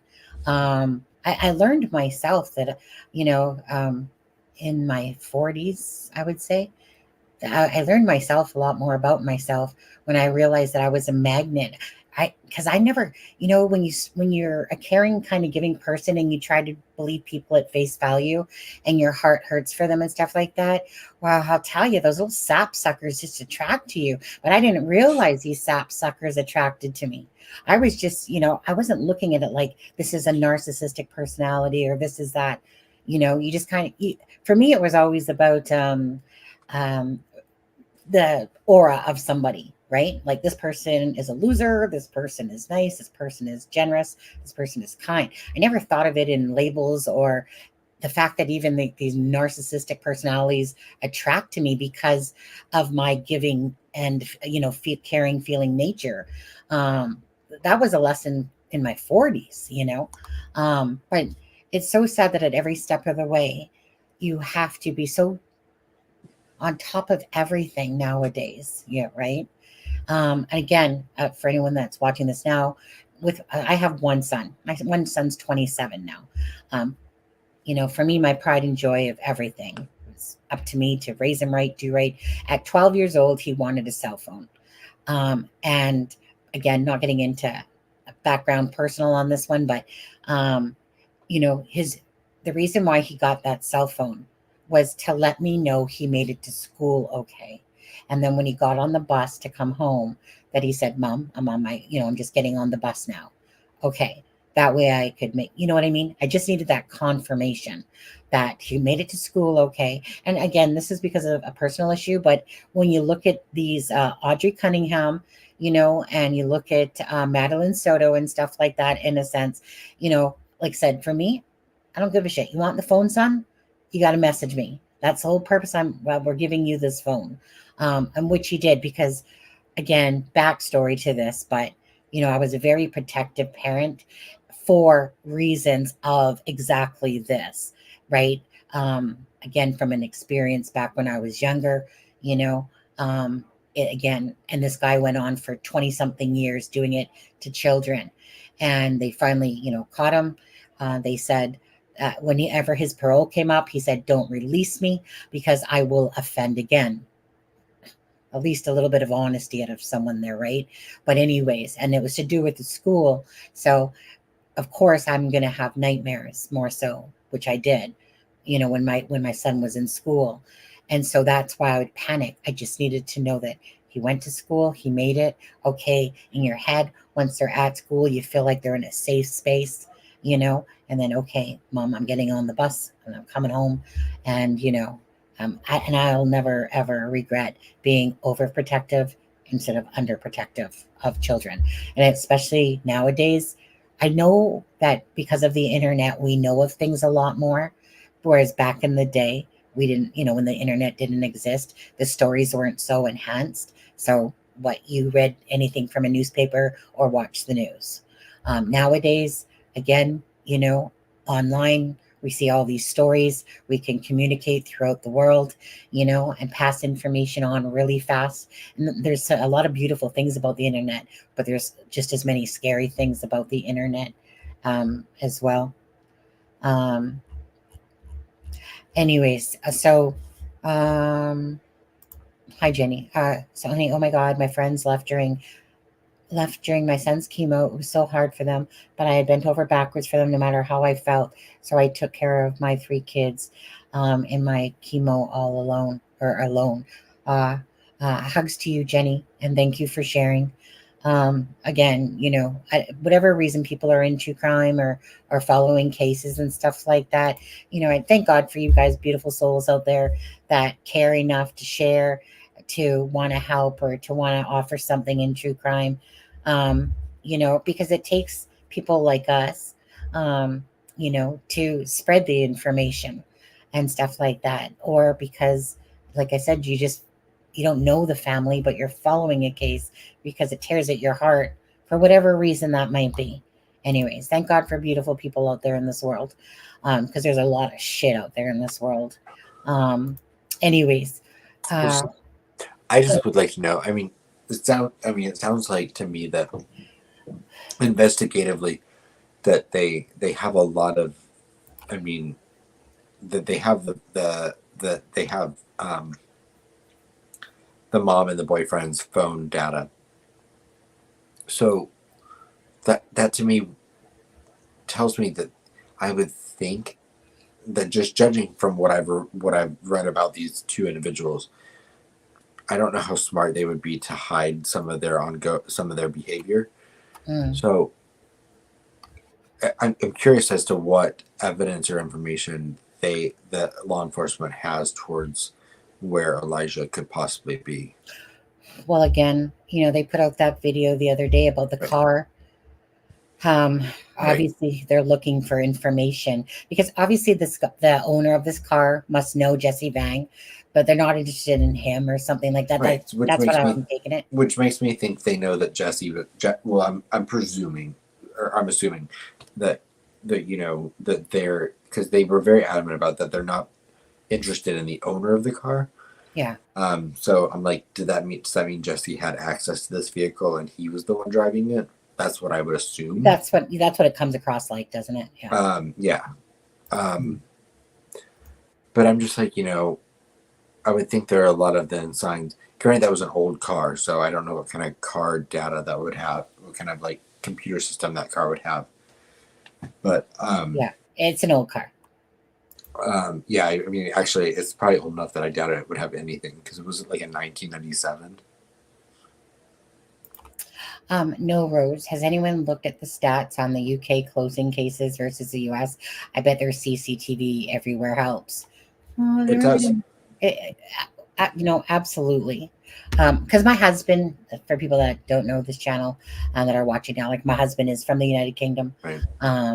We're catching up though with all of our Ring doorbells. But yeah, they got like CCTV, you know, stuff everywhere.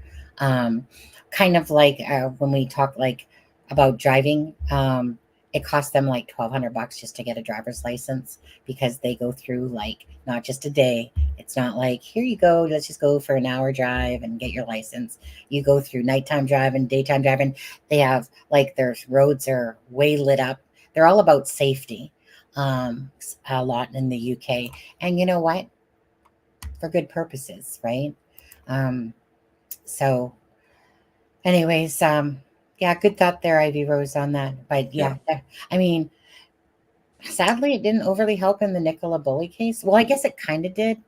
I mean, they didn't like they had portions of it, but the camera that would have shown how she fell in the water would have been nice. But at least they could eliminate that she didn't leave certain parts of that park and stuff like that. Okay, so I agree with Miranda Lee. I know that everyone has a right to privacy, but I do agree with Miranda Lee's comment when Miranda Lee said, "Too many people in the U.S. say that the cameras are infringing on their personal freedoms." I have always said, if you're not doing anything wrong, There's nothing to then worry about. then there's nothing to worry about. Yeah. But I respect people's right to privacy, but when it comes to incidents like this, why would anyone have a problem with their personal their personal privacy being violated if it resulted in a missing child being found? That's suspect to me. Well, a lot of times And people just and like to F you bitch. if you have F you if you like are just that unhappy in your life that you are like, oh no, you can't take my picture. Like, go fuck off. Adam, you're all feisty today. And I get it because these cases, like I know they provoke our emotions for sure on there. But I mean, it's one of those things. Like I said, when you need a cop, and type of thing, you're going to be calling 911. When you need the camera assistance because maybe a relative of yours or a son or a child or your family member went missing, what assistance are you going to want then? So there's always people that want to bitch in this world about no matter what, that the grass is too green, the sky is too blue, and stuff like that. But anyways, my thing is like yours, right? Like, if there's cameras like a CCTV in the United Kingdom and that, like I said, it deters, it does deter people because they know that there's freaking cameras all around. It doesn't deter some people because they're just fucking idiots.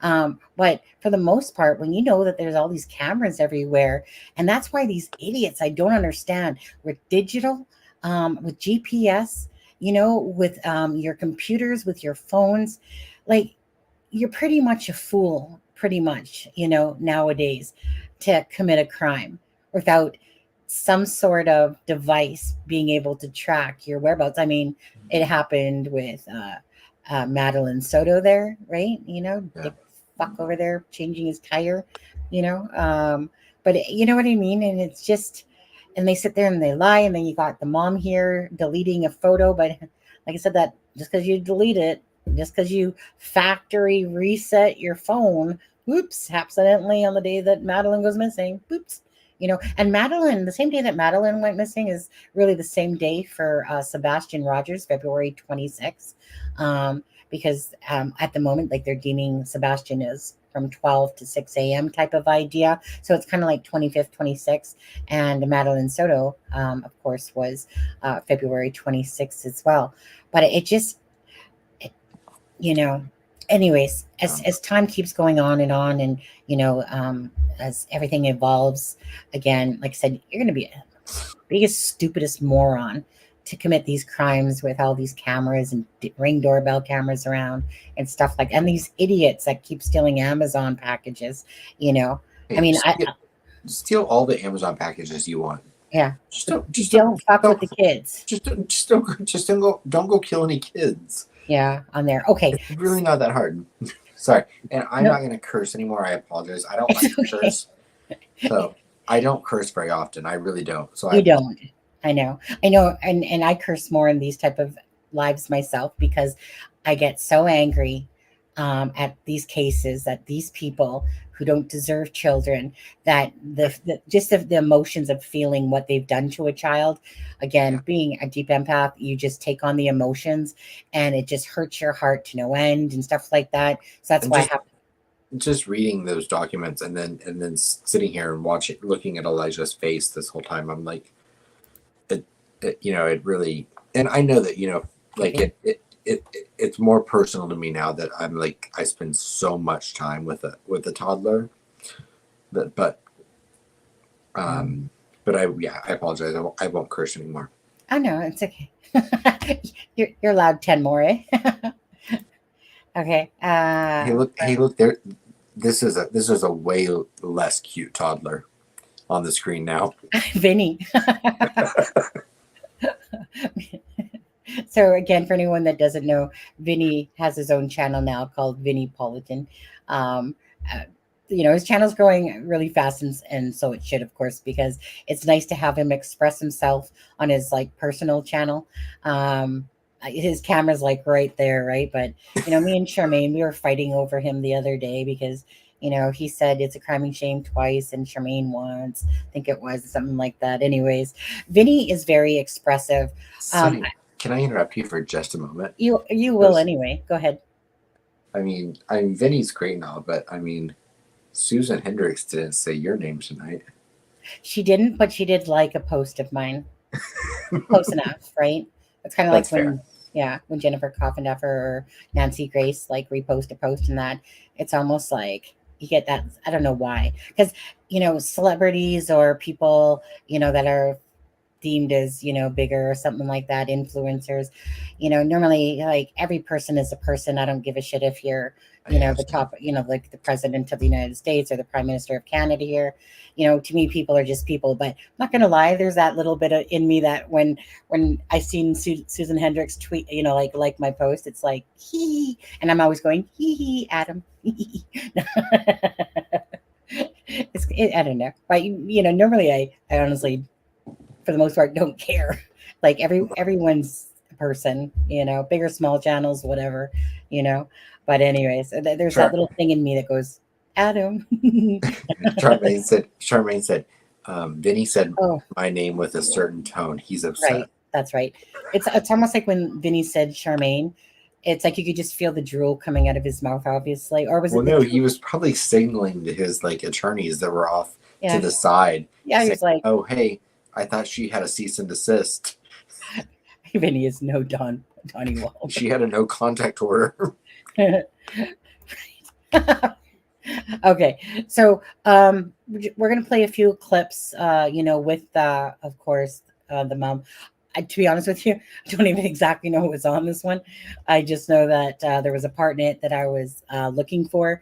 Cool. So actually, before we even watch anything to do with this, one, if you think that there's going to be charges laid against the mother, and two, if you don't. You mean Jen Soto? Jennifer Soto. Yeah. So one, if you think that charges are coming towards her as well, and two, if you don't, and three, if you just don't care, Right. unsure. I am offended because I've said Charmaine's name a few times, and She doesn't drool when you say it, though. and I know she's claiming that this was the sexiest Charmaine she's ever heard. Huh. Mm. Last time I'll use that name. Yeah. And thank you, Travis, for posting all this information for people to see as well in there. Let's see here. We got a 2.5 mark. Oh, and thank you the other day, Mark, too, for your super chats there. Appreciate I'm interested. So a lot of people are thinking that one, because one was charges will be filed, right? that. Yes, one was that that charges will get filed against her. So Actually, the people. So I'm not sure, but the people that are saying two, why do you think they won't be? I'm just curious. I'm not disagreeing with you at all. asking for a friend. Where's that? Well, no, I really don't have an opinion on this. Like I'm suspicious of some of the mom's behavior, but as to whether or not there is enough information to leverage charges against her, I don't know. So for anyone that thinks there are, I'm curious as to why. Okay, let me put this up on screen first. Just because you guys put it in the group chat today. Right. Right. I hope so too, Diana. Thank you, Diana, for answering that, because I hope so too. I don't know, but I hope. Mm-hmm. Charmaine, can you do me a favor? Since Fibro, you could do it. Go type in Vinnie Politan and then drop the link in the chat. And CJK, the poll question was, I put a 1 if you believe there will be charges brought against Jen Soto, the mom of Madeline Soto. 2 if you don't think there will be. Mm-hmm. To be honest with you guys, if you guys haven't watched the behavioral panel yourself, so I know of them, absolutely. I actually fell asleep to them as I was, after, because I, done quite a few things today, and then I did a live, and then I wanted a nap after dinner time, just before this live came on. So I actually fell asleep and woke up listening to the behavioral panel on this thing. So I was talking about Dr. G, and it's not Dr. Todd Grande, it's Dr. G. If you guys type that into Google, into YouTube, he comes up. Now, he is very wise in so many ways. He comes off as, you know what I mean, like real, and has good insight. However, his final thoughts for him were that, as much as weird as the mom comes across and whatever, he doesn't think that she had any, thing to do with it or knowledge or whatever. Whereas the behavioral panel, yeah, they weren't so convinced about that. Now, there's definitely things in there that you just can't overlook. And we all know that the mom said, like, we took her to school, and it's so strange because she's talking like she's there, that we saw her walk across the street, oh, by the way, yeah, my boyfriend here, well, he's the one that's cracking his knuckles behind me here. Yeah, like he's the one that actually took her to school. And then when he's talking, well, let me just play this part in here. Oh, let's read this first. Okay. What did you say? What are you going to say? I was going to say I'll be right back, but I'll wait till the video starts. Oh, okay. So this was a posting that Charmaine or Adam posted in our group book that somebody had put out on Facebook, and said, I just found out that a friend of mine works with Maddie's aunt, and she said that the mom knew about him abusing her, and that they would sleep in the same bed, and she watched him sometimes would join in the three, and that she's getting charged, and that the autopsy of Mad will not be on the news or out there at all. So that the mom definitely knew everything. I'm absolutely disgusted. The mom's boyfriend had a second phone with all the abuse in there, which is so disgusting and horrifying. She most definitely had something to do with this. It's absolutely crazy. And again, this is just a post, so take it with the grain of salt, but you guys can obviously draw your own conclusions from watching the videos while they're on news stations as well. So it won't shock me if it comes to fruition that the mom knew about stuff that was going on, and turned a blind eye, or if, let me just put it this way, that she knew that stuff was going on, just, I don't know. It's one of those gut feelings. And yes, the aunt has already told the police that that's why she's being investigated. Now, when I was watching Duty Ron, and Duty Ron is a police officer, and then the other guy, I think it was from Police Off the Cuff, can't remember. I think he was on there as well, or one of them was. And he was saying too, like, that probably like the reason that they haven't brought in the charges is because they're investigating the mom, still, like, meaning against him, that they're investigating the mom. And so I mean, it is possible once the full story comes out that there could be charges against her, but at the end of the day, she's not charged. Time will tell. And again, if she has any knowledge, then again, karma, you get your just desserts, because for all we know, the death of Madeline could have opened up the can of worms to more knowledge about what was happening in Madeline's world, but time will tell on this. So let me go back to Vinny right here. Look at his eyes. I'll just play this out a little bit for us, eh? Anybody got anything better to do right now besides hang with us? Shh, if you do. Great, I think I hit play there. There he is, but not for murder. Okay. He was arrested because of what investigators found on his cell phone. Thank you, Fibro. Now, some of what we're going to put up on the screen is graphic in nature, not images, but just words describing what was on that phone. I'll read part of it for you. On his phone, during the interview with Stephan, he provided consent to search his phone. Sorry. That is, Stephan Stearns agreed to an interview. 1 second. Sorry. I didn't show that affidavit. I didn't show it on this channel because I just felt it was too disgusting to share. You guys can go watch it on here if you haven't seen it, but there's just words on there that I don't find YouTube friendly, and I didn't really want to share. So that's why I'm going forward past that part, because it's not the part that I want to remember, let alone see. I'm trying to show you the Stephan Stearns there guy and the mother. So that's why I stopped that there. Night after Madeline disappeared, which is also the day before he was arrested. Courtesy of WFTV in Orlando, we have that video. I dropped her off. Everything looked fine when I drove away. It's the last time we saw her. Okay, so let's stop right there. So you guys remember how the mom said that, that we took her to school, blah, blah, blah, blah, blah, blah, blah. So he's saying, I took her to school, and then he proceeds to say, that's the last time we saw her. Does anyone kind of get the vibe? I mean, might not be, but she uses the word we, which is odd. Like, who says that? Like, it is a weird thing to say. No one sits there and goes, unless we took her to school, that would be we. Me and my husband took the child to school. It is a very odd thing to say.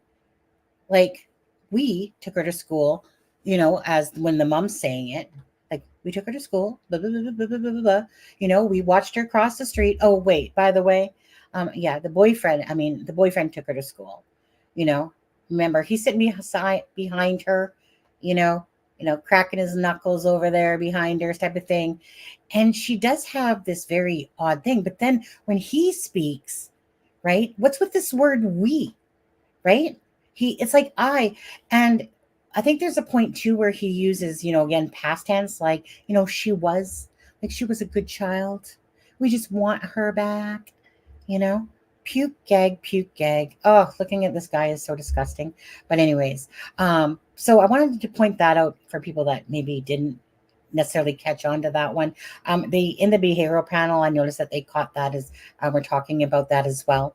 But it's just like, sometimes like when you really go back and listen to these words in these interviews, it's who the heck says we when there's no we and I. I wouldn't be saying that we, like, even me, myself, like if I took my child to school, I'm not going to include my husband in that. It'd be, I took my child to school. I dropped my, I saw her across, not this we. And yet, oh, by the way, yeah, it wasn't actually we, it was him. And then he says, that's the last time we saw her. Well, wait, isn't the last time the mom saw the daughter the night before, remember? Right? The night before. Oh, right. Then it was, what time was it? 8 o'clock, or was it 8:30? 8 o'clock in the morning, 8 o'clock in the morning. I saw her getting dressed. Oops, shit. I forgot that I said we. Oh, shit. I forgot that I said the night before. So I get the impression that she's lying, that she's covering, because they already know that she's dead. Right, Charmaine, you guys, what time was it that the video said for the computer? Her backpack and the computer. What time was that? 7 something? Was it not? Right? And then when he says, like, well, she was sleeping. Oh, you mean she was dead in the car sleeping? Is that what you meant there, Stephan? Yeah, so you used the term sleeping when, you made her look like she was sleeping in the car. 7:30, right? 7:30, right? So if 7:30, that her backpack, and of course that's found on her computer, whatever time it was before 8, right? Okay. According to the police, she's already dead, because why would he be disposing of that prior to her being dead? You would that idiot disposed of it after the fact. Propped her up, just like Weekend at Bernie's, right? Tennessee Bureau of Investigation, silver alert has been issued for 66-year-old Clayton. Somebody just kind of popped out. Right? So, again, like the things that the mom are saying are so inconsistent. Either she's a freaking fluff cake in the head, bouncing her legs around and whatever, or she had some sort of knowledge, because it's just like I said, it won't shock me if charges get applied to the mother, for either simply lying and knowing, or for something that was already going on into the house. But again, if you're disposing of this in somewhere in that 730 area of the knapsack and the backpack and the laptop, she's already dead. So how is it you seen her getting dressed at 8 o'clock again? I mean, sorry, Jennifer, what? Right? Freaking Pinocchio. I just, either, like I said, either she's, dumb as F, and she can't remember shit, or she's being told to say it, or she's just flat out lying, and covering for that piece of shit. She's not telling the truth. No one says, I'm sorry, but nobody says we, first of all. We, when it's one person that took him to school. Who does that? Would any of you guys say that? We? And then he, in turn, says, well, that's the last time we saw her. Is it really the last time? That probably makes more sense. We, then he says we saw last time we saw her. So it would make sense if it comes to ever fruition that the mother was somehow in that vehicle too. It wouldn't shock me. Would any of you guys ever use the word we? Absolutely, Tara. No, I wouldn't. I would never. Would any of you guys? We took, when knowing full well that your husband or boyfriend, had nothing to do with the taking of the child to school, like talking in third person, like we, both I or he. No, I or he. I'm not sure if I get that, gaming. We, I think, is what you're saying there, like we equals both I or he, as in if somebody uses the word we, that somehow that should imply that it was I or he. Is that what you mean? Okay, because there's no way in my lifetime that we means I or he together. Yes, together, but never would most people ever use that lingo to say anything. Sunny, highlight my PSA on bringing men into our home to live when the single mom has kids. It doesn't matter the ages or boys or girls. Way too many demons. Highlight my Adam.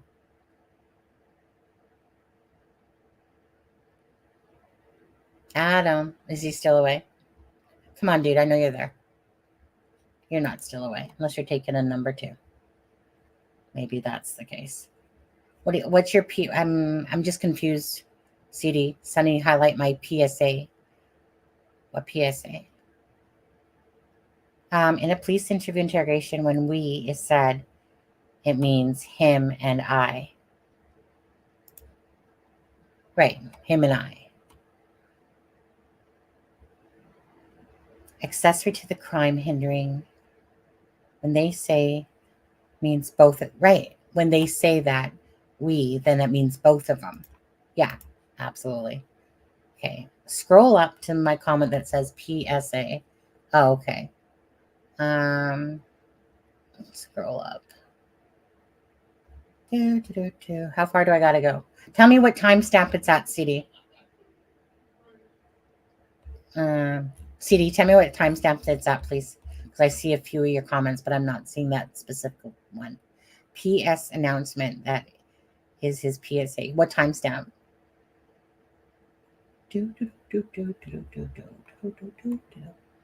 No way. He didn't know that this was going on. I agree. I agree. And I think that's going to come to fruition. If you could, but just put it in the timestamp, please. I'm scrolling and I'm missing it. Sunny, it's not far. It says PSA. I can see timestamps. I can't. Oh, okay. Oh no, it said that one says highlight my PSA. Did you find it? No, that's just Adam. You're back. I can tell you're back because you're playing now. Yeah. Is it the I set up a dad? But he said it has PSA in it. Oh. That's Sorry. That's why I'm thinking it's a different one.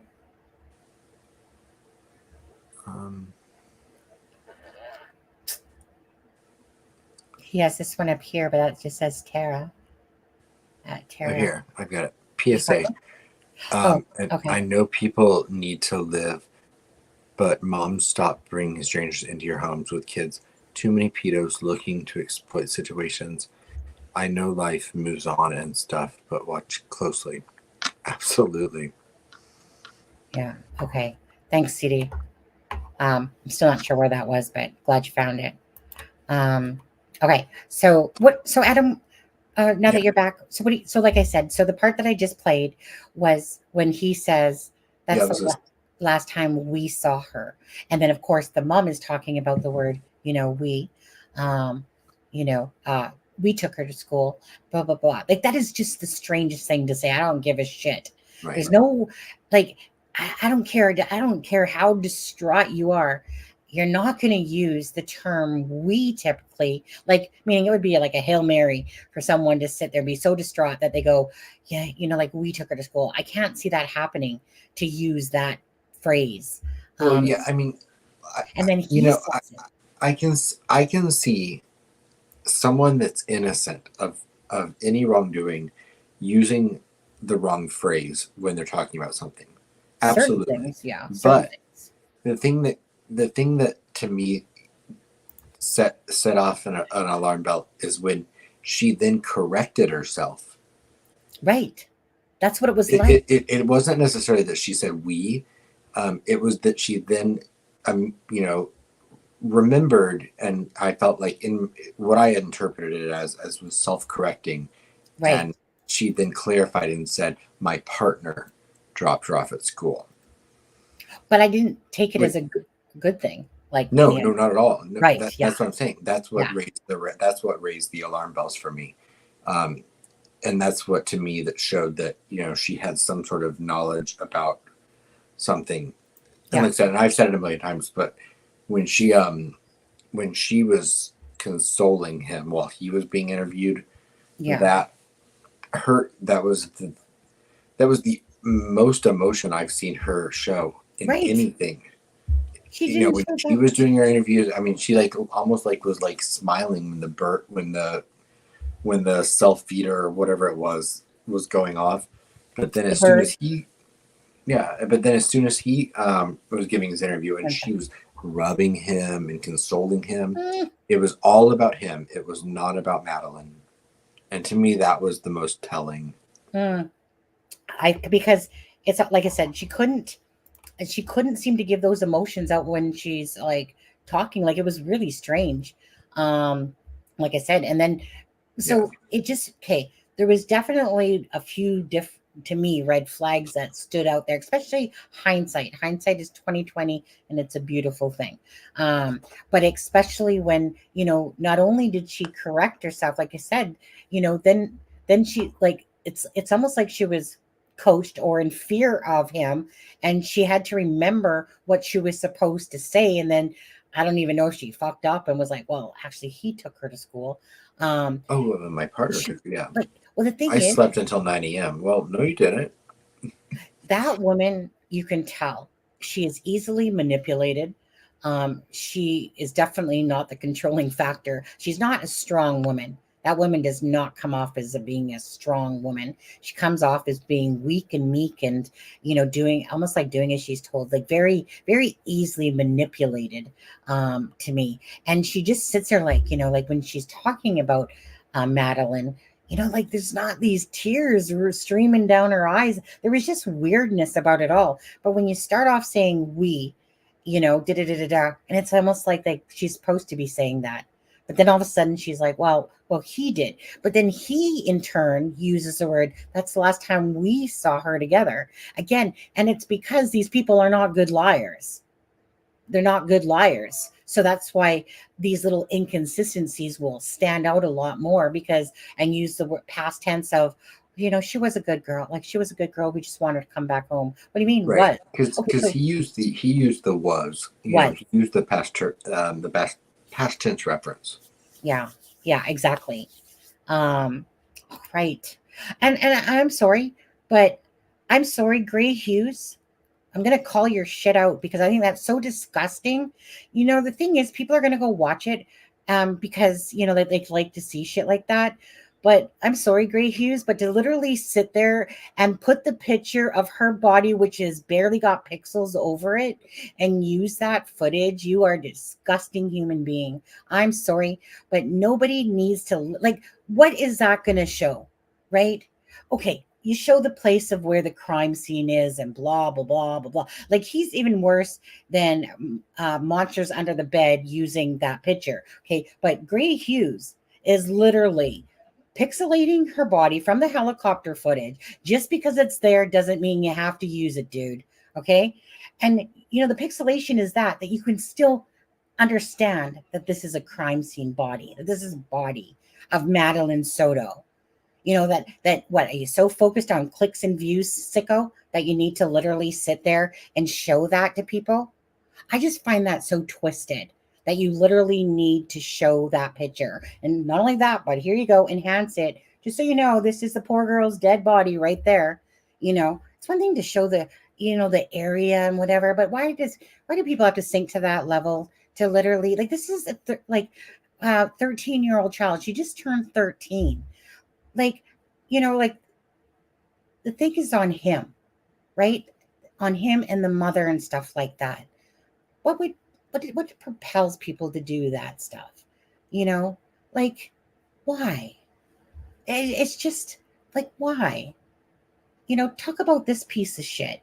Why show her body? Anyways. Right. And I know Charmaine, and like I said, so only because of Charmaine, so I happened to go look, and I was just like talking about taking it to another level sometimes, what people do for clicks and views. Okay. I mean, like anything, people will sit there and say, oh, I did it for this reason. Bullshit. There's no reason that you literally had to show that. But it's kind of like anything. People are going to be like, let me go look, but sorry, to me, that's just disgusting. This is about this piece of shit here and whether or not the mother was involved, and that this poor 13-year-old girl, was just basically murdered after her 13th birthday, which was on the Thursday. They celebrated it on the Sunday and stuff like that, And so what would be the reason that he has actually assaulted her for a couple of years, and that then all of a sudden he decided to take her life? Those are questions that the people out there, the public, is wanting answers to. Like, was perhaps she pregnant, like some people are speculating? Was perhaps she gonna tell on him, if the mother didn't know? Was she, what I mean? So what would make him do that all of a sudden? If this was his little, pretty much his little girl toy in a sense. Anyways, I'm just, what? I'm sorry, but sometimes when people overstep their boundaries, I don't care. If somebody wants to throw shade at me for anything, go right ahead. Don't care. So I'm going to show shade on that, because I just think that that's just going to a different level. But anyway. I agree. Anyway. Honey, I have to get going in a minute. I'm sorry. I'm still not feeling very good. But yeah. No, I know you've been sick, so absolutely. Yeah. If you want to go now, go ahead. Yeah, no, but I will say good night to everyone. I'm so sorry. Just Madeline's case is so sad to me too.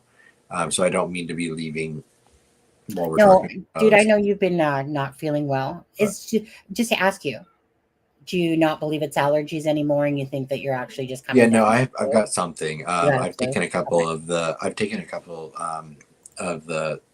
of the test for the the C word.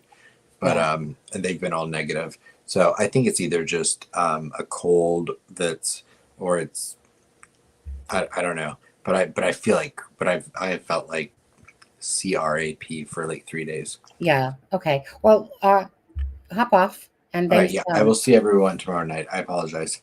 yeah, if you're feeling good enough. If not, Yeah, no, my I'll be sidekick here, for me. but I mean, I'm hopefully I'll be on camera. Yeah. But All everyone right. have a good night, and thank you, All Sonny. right. Love you, buddy. Okay. Love you. Love you too. That's my online husband, one of many. Okay, just so you know. But anyways, no, Aspen Connor, really good dude. He's been a co-host on my channel for I don't know a couple of years now. Anyways, and like I said, I got Charmaine, right? I got Charmaine. But let me go back to that for a second. Let me just play some more. So if you didn't hear what I just played, let's just listen to him again. Video. I dropped her off. Everything looked fine when I drove away. It's the last time we saw her. What were the conversations that y'all had in the car when you dropped her off? Not much. She was asleep for most of the way. Oh my God, she was asleep. Told her have a good I day at asked. school when she got out. I love her. I said thanks, love you too. That was it. And so where do you think she could possibly be? I mean, this isn't, as I was told, this isn't normal behavior. This is not normal behavior. She's not the type that would just run off. We don't know where she can be. And we're scared. We just want her home. Are you, in a sense, blaming yourself? It's hard not to. It just keeps coming in waves. Just the reality keeps hitting. And we don't know where she is. We don't know if she's safe.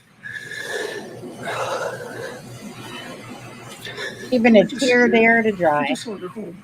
Conflicting reports here and there. People say they see this or that. None of it's conclusive and none of it's helpful. We just want a baby girl back. All right, I'm not Janine Driver, but we'll get her on this case, don't worry. But doesn't even look at the reporter's eyes when he's saying anything. Vinny. Doesn't he? Like the reporter's right there, right? And then time to answer the question. Come on, come on. Okay, let's take a look at Stephan Stern's alleged route that he took on February 26th. Remember, he's dropping Madeline off at school. So let's take a look. You've got the city of Kissimmee down in Florida. You know where it is, just south of Orlando. All the attractions, Disney, all of that. I'll show you. This is approximately now where their apartment is located. And it's from there that Stearns agreed to pick up Madeline and bring her to school. Now, he doesn't take her all the way to school. Let me show you where he claims he dropped off Madeline. It's the Peace United Methodist Preschool. It's about 5 miles from the apartment, where you can see right there. But he claims that she was embarrassed about being dropped off at her middle school and asked to be dropped off there. And he says that he did it at about 8:40 in the morning. So let me show you where her school is now, the middle school. It's Hunters Creek Middle School. It's about a 0.4 mile walk from where he dropped her off. And class was set to begin at 9:30, which would give her time to get there, obviously, but she never showed up. So she doesn't want you to be, she doesn't want to see me getting dropped off, so you drop her off half a mile away, right? Now, investigators obviously took a close look at everything that they could. They worked quickly in this case. And let me show you what investigators believe happened that morning, as opposed to what Stephan Stern's said happened that morning. We begin again in Kissimmee, Florida. We'll show you where that apartment is once again. Now, what the video evidence showed was that Stearns was there at 7:35 a.m. He appeared to be discarding items into the complex's dumpster, okay? Investigators later found in that dumpster the backpack and laptop belonging to Madeline. Remember, this is 7:35 a.m. Then he leaves that complex Authorities haven't released any information about where Stearns went next, but at some point he returns to the apartment complex and is spotted there at 8:19 a.m. Video surveillance captures Madeline inside the vehicle at 8:19 when he returns. And sadly, authorities believe she was already dead at that point. Don't forget, guys, of course, that the mom, saw her getting all dressed and everything like that, so like, come on. There's the apartment complex. Now let me show you where Madeline was found. Madeline was discovered in a wooded area off of Hickory Tree Road, 17 miles away from the apartment. I believe it's in St. Cloud. It's about a 37-minute drive without traffic to get from Kissimmee to St. Cloud, where Madeline's remains were discovered. Now, he was supposed to appear for his initial appearance on Saturday. His attorney showed up, but he didn't. Take a look. Stephen Stearns, or Stephan? Your Honor, at this time, I'm going to waive Mr. Stearns' appearance. I'm also going to waive the reading of these charges. Mr. Stearns is aware of what he's been arrested for. Understood, sir. You got 0 bond and 24 CF 632. Good luck to you. And there's also, is that 2 different cases? Yes, ma'am. Yes, Judge. Oh, yes. The second case is 24 CF 643, also 0 bond. Good luck to you, sir. Thank you, Judge. Do you want no contact with family members, anyone? Yes. If there isn't already a no contact provision on those warrants, I will include it. Okay, thank you. Sure, thank you. Now, the person in orange that you saw in the video, that's not him. I know he had a beard, but that's not him. That's another suspect on another case, unrelated to any of this.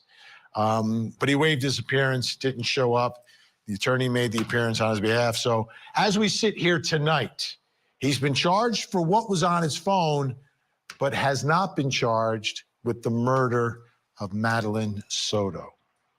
When will that happen? Let's bring in our think tank. Joining us tonight from Englewood Cliffs, New Jersey, criminal defense attorney, former prosecutor Al Wunsch III. Also with us in Stamford, Connecticut, criminal defense attorney. No. There he is, Darnell Crossland. You see, Jennifer wants a little more airtime tonight, and joining us in Philadelphia, Pennsylvania, family law attorney Jennifer Brandt. Great to see everyone tonight. Thanks for being. Oh, I see what happened. They switched you guys around. Darnell's usually over here, and Jennifer's usually over there. And Al, I think he's sneaking up on you. I'm like frightened now. He's looking under my dress. Yeah. All right. It's very, very dangerous positioning. Okay, Al. A lot of people are saying, "Wait a minute! Like you have video. You believe that she's dead in his car. Why isn't he charged with murder yet?" Well, because you want to make sure you have all your ducks in a row. I mean, you want to make us open and shut a solid case. I have no problem with that. He's in jail. He's not getting out. So they have plenty of time to put this together and put it together the right way. And in this way here, when he is charged, it'll be a slam bam, and he'll be put away forever. Darnell, what did you think of his TV appearance before he got arrested, before they took a look at his cell phone, and before Madeline was found? He seemed very emotional. Well, a couple of things. With the TV appearance, I saw no water, no tears. He just wiped his eyes. He had the tissue already ready to go, and he wiped his eyes, and he kept looking down. So that didn't come across, to be honest at all. But in terms of just the arrest, they have what they call on-site arrest, and they have warrant arrest. So on-site arrest is they catch you doing it right there on the scene. In this particular case, they have to put together an ironclad warrant for a judge to sign, and they have to swear to it. So that's why they normally grab you on whatever charge they can get you on while they bill the affidavit for the larger charge. That's why he wasn't charged for the larger crime yet. Jennifer Brandt, I think this may end up being a case that is potentially eligible for the death penalty. In hearing the description of what he's been locked up for so far, they have, they blot out the name, but it seems like it's potentially plausible in all of this that Madeline was brutally sexually assaulted before she was murdered, and that may end up being the charges in this case, which clearly takes this guy from and puts him in that column of worst of the worst. Absolutely, Vinny. I mean, this guy is just terrible. And what was described in that affidavit was just so disturbing. But watching him on that video, if we didn't know what we know now, I mean, I think he put on a pretty good performance. I didn't know all of this. I might have believed him. I mean, he seemed like he was upset. We've seen people speak out before, and one go missing. We're having a little trouble, Jennifer. We're having a little trouble with your audio. The audio's breaking up a little bit. And as I say that, Al and Darnell are licking their chops for extra airtime tonight. That's what they're doing. But let me, Al. Yeah. What is this case ultimately going to be about? Do we seek the death penalty? Do we not seek the death penalty? Is this guy the worst of the worst? If in fact he gets charged for the murder and the victim in this alleged sexual assault is also Madeline? There's no doubt that in Florida they'll be seeking the death penalty on this case. It is egregious enough. It is horrific enough.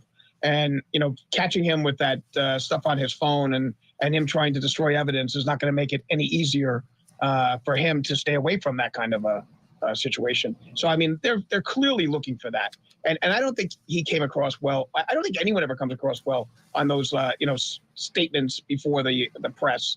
It always looks forced. It always looks phony.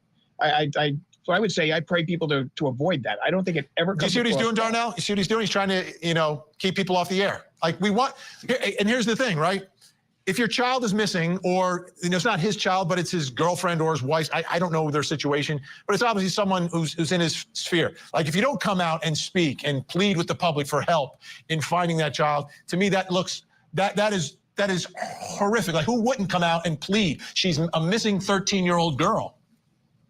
Yeah, so what Al is going through is Al's going through defense attorney syndrome. So he's saying that it's not advisable to have your guilty client give interviews. But if you're not suffering but from no, he almost sounded like he was saying even if you're innocent. Al, I don't want to misspeak for you, but Al, are you saying that even people who are factually innocent and come out and speak it's gonna be so awkward that they're gonna look like they're not telling the truth in pleading for the return of their child? I really do believe that the media takes advantage of people at their weakest point, and it generates a situation where they put them up there and they force them to make these pleas and things along those lines, and it's like, oh, talk to the assailant, talk to this, talk to that. I don't think that's right. I think that's horrible. You're going through a horrific time. There's no doubt that but this is a missing child. You have a missing child, Al. And Darnell, feel free to chime in here if you want to pile on Al tonight with me. You have a missing child. You want to keep your child's image. You want to keep the story in the news because you want your child found. So if you're innocent, there's no reason not to speak, Darnell. But yeah, 100%. We know Al is bashing the media, but we know that all civil rights and other advocates, legal advocates, say that you have to work with the law and you work with the media. You have to let the public know what's going on. The public will help you, assist you in finding your loved one if they're missing. And there's been successful cases of that. So you just have to let the people know. So Al is worrying about, don't let them know it's going to look awkward and you're going to look maybe guilty, et cetera. But there's a human part of this and you have to tell the story. And I think we have Jennifer Brandt back. Jennifer? Yes, I'm back. The debate right now has turned to, you always look guilty when you get in front of a camera and you're in a very traumatic situation, whatever it is, like a missing child. What I'm saying is, if you're innocent and your child is missing, you need to plant yourself on television with your family or a representative as much as possible to keep that story in the news, to let the public be aware, to help you find that child. 100%, Vinny. I mean, if you want your child to be found, you've got to get out there. You've got to talk about it. You've got to get other people involved. You've got to get the media out there. So I think it is important. And, I do disagree. I don't think that people in front of the camera necessarily look like they're guilty. I think a lot of people look genuine. They really are trying to search for their child. And, getting back to this guy, I mean, he's the worst of the worst. But yet, he's out there. The mother's out there acting like they really care. For the mother's part, I think she does. For him, you just never know. That's the thing. And let's see here.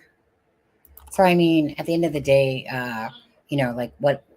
we'll see what happens with the mother and any knowledge or whatever. Either way, what she said and what he said about the whole, we thing, that will come to fruition. The police will do their job there, and it will come to fruition if there's any charges laid against her. I couldn't help, you guys, but start thinking about Sebastian when it's like, yeah, we need to get it right out in front of the parents need to get right out in front of the press, da da da da da.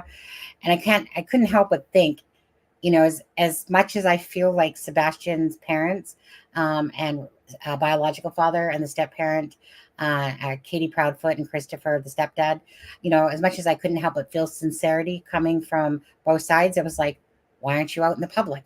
Why? This is your child. Why are you not out there, begging and pleading? Like why did it take that over like a week before like they spoke up? Like I would like to know like why, because like just like they're saying here, that's why I couldn't understand with Sebastian, like get your asses in front of the cameras begging for your son's return. It's almost like asking other people to do your job. This is your child, right? Could any of you guys imagine just sitting there like a week, not going on to the media at all, begging for help for your son to be returned? That in just in case, that your son happens to see your face, I just couldn't imagine that. I know everyone does things differently, but I just couldn't help but think of Sebastian as she was saying stuff like that. Sorry, y'all have to hit the, yeah, I'm gonna get going here in a second anyway. It's absolutely devastating, between Sebastian Rogers, again, the 15-year-old autistic child, between Elijah Vu, the poor little 3-year-old that is, probably no longer with us, but like Harmony Montgomery, prayers that her body is found, and that at least, people deserve that. That's what's so disgusting is that, Adam Montgomery, what a piece of crap, what a coward, what a wuss, what a puss. He couldn't even show up for his own trial, right? Considering he was like, and I'm going to prove that I had nothing to do with it. It was Kayla over here. I guess apparently she got out on parole today. She was obviously in jail for perjury charges. She got immunity and stuff like that. But I believe karma's a bitch and it comes to you. You put out to the universe, you get back. So if you put out shit's going to come slinging back at you, and whatever else, comes through your life because of the karma and stuff that, having knowledge, knowing full well, Kayla Montgomery is, just as guilty in a sense as Adam Montgomery, but, she gets to basically walk. I hate cases like that, but, that's the system that goes on. In order to do this, they gotta, here's this type of thing. But anyways, so my prayer is that, of course, for all these missing people that have had their lives taken from them, that they all deserve to at least have a proper burial for their families. There's nothing I can think of worse than not knowing. Like that would be horrific, so devastating that your child, your mother, your father, whatever, that you have no idea where they are. You know that they're not there. You know that they're dead, but there's no real closure there at all. And it's the most horrific thing that I think anyone could ever face. It's bad enough the other things, but to me, that's just the most horrific pain bestowed upon a person is when a child, a family member, whatever, friend, whatever, is not found. It's just horrible, horrible.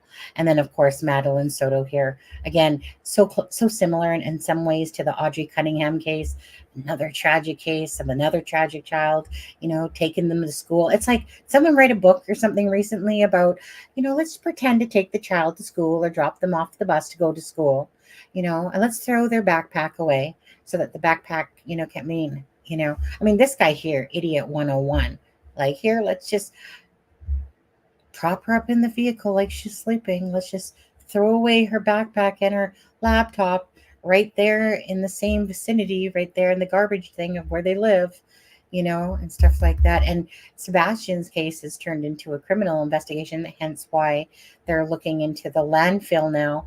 And because there's been no sighting of him or anything to go on, now they're looking at it like foul play might have happened.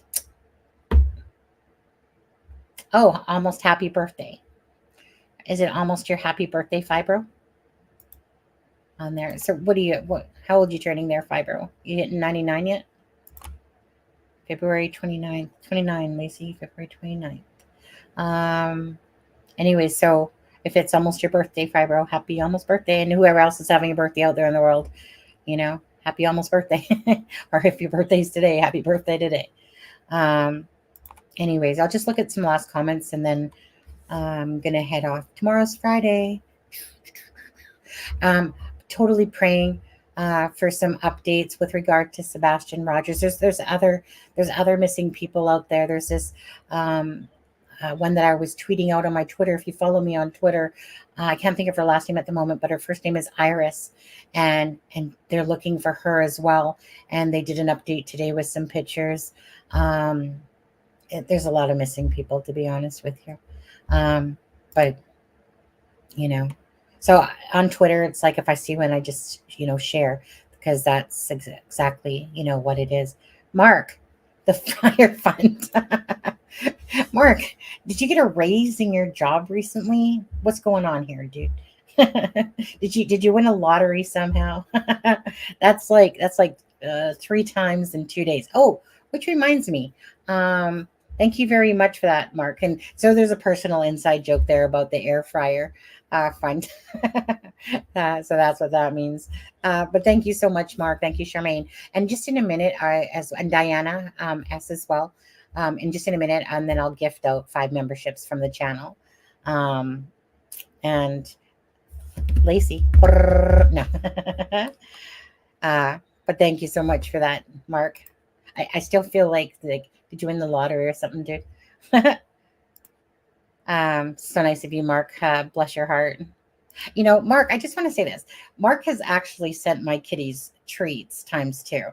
So we have 2 cats, my husband and I, Montana and Bambi. Bambi's what we call Psycho Bitch. And Montana was my one that if I ever had a daughter, I'd name her Montana.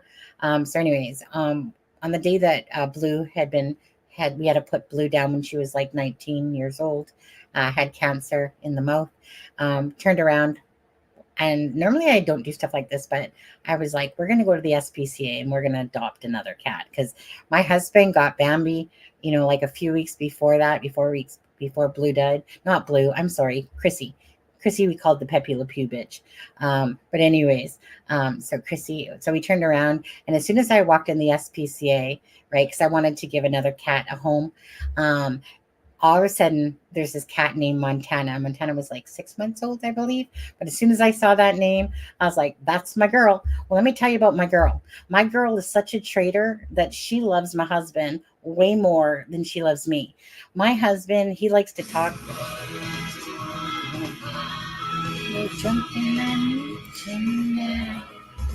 Mark Super Chat. Maybe tomorrow night, eh? Thank you. Yeah, It's yeah. Fryer Fund. Yeah, maybe tomorrow night, eh? We'll hit that, maybe a few little drinkies there. It's been a while. But anyways, so my husband, he's got a British accent, right? Of course. And the way he talks to the cats. But anyways, Montana is the biggest daddy sook ever. She only uses me when she feels like it. Other than that, it's Bambi, the little pissy ass cat that comes and lays on my side and every night. So I lay facing the window on my side. That's how I sleep. If I lay on my back, I'm going to snore and I'm going to wake everyone in the neighborhood up. Swear to God. But anyways, so I lay on my side and little Bambi puts her little paws right on the side of me and just sits there. And then she'll literally just look at me. And I'm just being like, yeah, and she just looks at me. But anyways, Montana is such a traitor. Like the way that she snuggles up to Steve when he's on his computer, and he talks to her like way better than he talks to me. It's just like, oh, is Montana so beautiful? Montana's so pretty. Oh, look at her. I'm like, oh, baby, talk to me like that on there. CD bud. Thank you. I will contribute to the air fryer. Okay, but CD, I got an air fryer now. It's not from Mark though. It was from the mother-in-law in England. But hey, you know what? We'll put that towards some cat food fund. So as I was saying, Mark has bought. The cats. Honestly, Mark didn't like the sticks, but I still kept them to the very last one. For some reason, they didn't like the catnip sticks. But Temptations, cats are just like the commercial, right? They just freaking fly over the moon. They could be anywhere in that, in the apartment here. And the minute they hear, they know The minute you open up the cupboard, it's like they know when they come flying right up to the, over to the sink and onto the counter, because it's one of those big ass counters, right? They come flying up there like there's nothing. And, pretty much like the commercial, pretty much doing flips. It's amazing. What do they put in Temptations for cats to literally act like that? And then Montana, just quickly, she's like a little vacuum. She's like, and the next thing you know, you find that mess on the floor at like 3 o'clock in the morning, walk in it, and you're like, oh, really, Montana? And it's because she doesn't chew it. She just like a little Hoover going off down there. But anyway, Temptations is the devil. Yeah. Anyways, let me go to the channel for a second. And thank you for everyone's generosity and kindness. Thank you, City. It's really great to see you back. I know it's been quite a minute. There you go.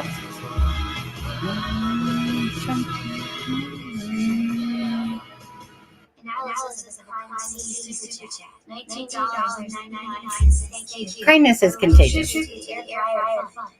Yeah, kindness is contagious. Appreciate that. Appreciate the support to the channel. It will never, like, maybe one day it will equate to actually having a full-time job again. But thank you guys for supporting the channel. You guys know that you guys mean a lot to me. Absolutely. Analysis of his crime of city. He's a retired police officer. He's a tell it like it is type of person. No bullshit. Love it. Charmaine's the same way. No bullshit. Love those type of personalities. Not here to try to, sling a bunch of crap up somebody's ass or fake thumbnails and stuff like that. Just kind of keep it real and just be honest and sincere. I love those personalities. I'm back. I got busy with the kids. Well, I'm glad that you're back because, like I said, it's been a minute since you've been around, quite a minute, to be honest with you. And I know, like, like a good parent CD is, kids first, kids and family first, above anything, kids and family first. Great guy, great dad, great person. So anyways, it's truly nice to see back in action. And hopefully you can join us on a live soon here. Later, birthday girl, take care at Fibro. Yeah, happy birthday, Fibro. So let me just quickly go to the channel on a different thing. So let me just mute.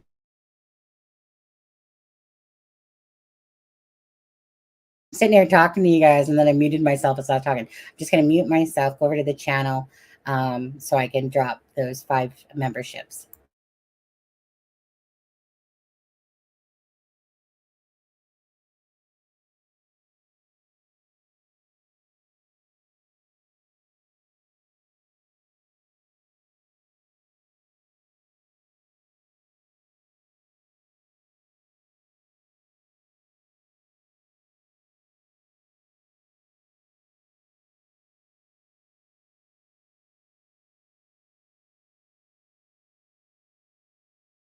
There we go. So let's see who got those. Okay. I got to let YouTube Studio catch up with me for a second. Boom, boom, boom, boom, boom, boom, boom, boom, boom. Okay. Lala Fago got one.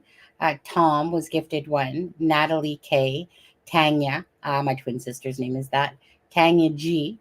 And Finally Learned How was gifted a membership by It's a Criming Shame. Well, let's just call a spade, really. It was...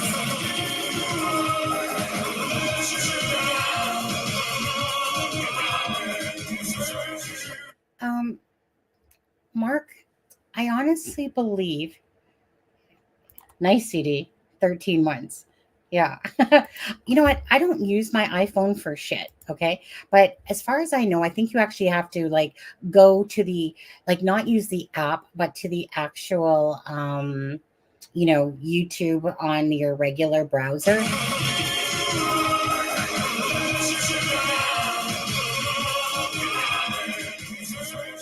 You guys all know I'd desert you in a second. So that's true. And Rick Astley was in the house today as well. And Charmaine gifted 10 memberships earlier, plus a couple side ones on there. So we heard a lot of Rick Astley today. And it's a shame that some people actually don't believe that that's the real Rick Astley that comes into the channel. And if I ever see Taylor Swift, I'm pretty sure that, that's the real Taylor Swift.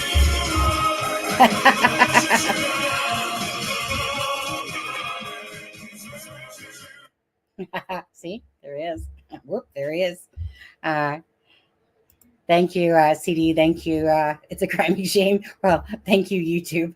It's so nice. I love it when, when YouTube does things so that it can give back to their community. So it was really nice when YouTube, gave the creators 10 memberships.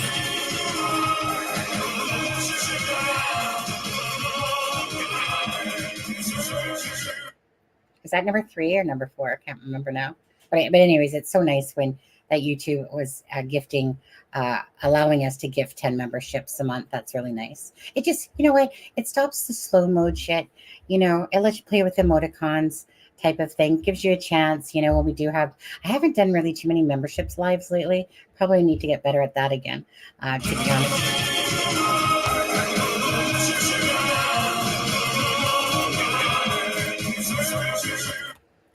You guys, I would so desert you. I'm just saying. Just calling it real on there. Wow, that's amazing of you, a 4-year coach. Your daughter, yeah, like I said, CD is a great dad, great person, great human being. I'm one of those ones that, like I said, I can't stand fake people. Drives me absolutely crazy. Just be yourself. Get into. I think that's the last one. So anyways, if you're not subscribed to the channel and you're watching from Twitter or whatever, obviously subscribing is free. We cover the up-to-date cases going on Saturdays if you're from Canada. So I'm from Canada, and Charmaine is as well. Aspen is from North Carolina, but started covering the Suzanne Morphew case because I was following that, and the Delphi was one that which initially brought me into true crime whatsoever. Again, I don't really like anything to do with deaths, murders, anything like that. I'm too much of a sap, like an empathic person, that it just hurts my heart so bad. But when you balance it out and realize that, yes, this is really tragic stuff that we talk about with heavy hearts, but when you know that you can do good and bring awareness to missing people and just bringing information and trying to bring factual information, and trying to do it in, a respectful way as much as possible. We can't please everyone all the time. Not going to try. But anyways, there's a lot of cases that we cover that maybe perhaps you follow. Again, follow me on Twitter, follow me on TikTok. It's not like I have a monetary value off Twitter or TikTok or anything like that. It's just really if you follow true crime and follow certain cases. I used to love my kids' game. So exciting. Let's go. Okay. What does CD say? Dana, 7 years coaching her in soccer, softball. Now my son is 8 and I'm doing double duty. So important being in your kids' lives. Oh, you know what? Absolutely. And that's why, like I said, this stuff is so heartbreaking because my life, when my son was born, right? And I was 26 when I had my son. And he's 27 now. So anyways, by the way, I'm 54, going to be 55 July 3rd. But anyways, when he was born, I just, like I said, maybe I didn't even have to think about it. It was my job, my role. I'm not putting it upon my husband or anything, but it was my role, my job to make sure that I tried to bring up my son as caring, loving, compassionate, had boundaries, all those things, and let him be a voice, let him, have his own thoughts and these things and stuff like that.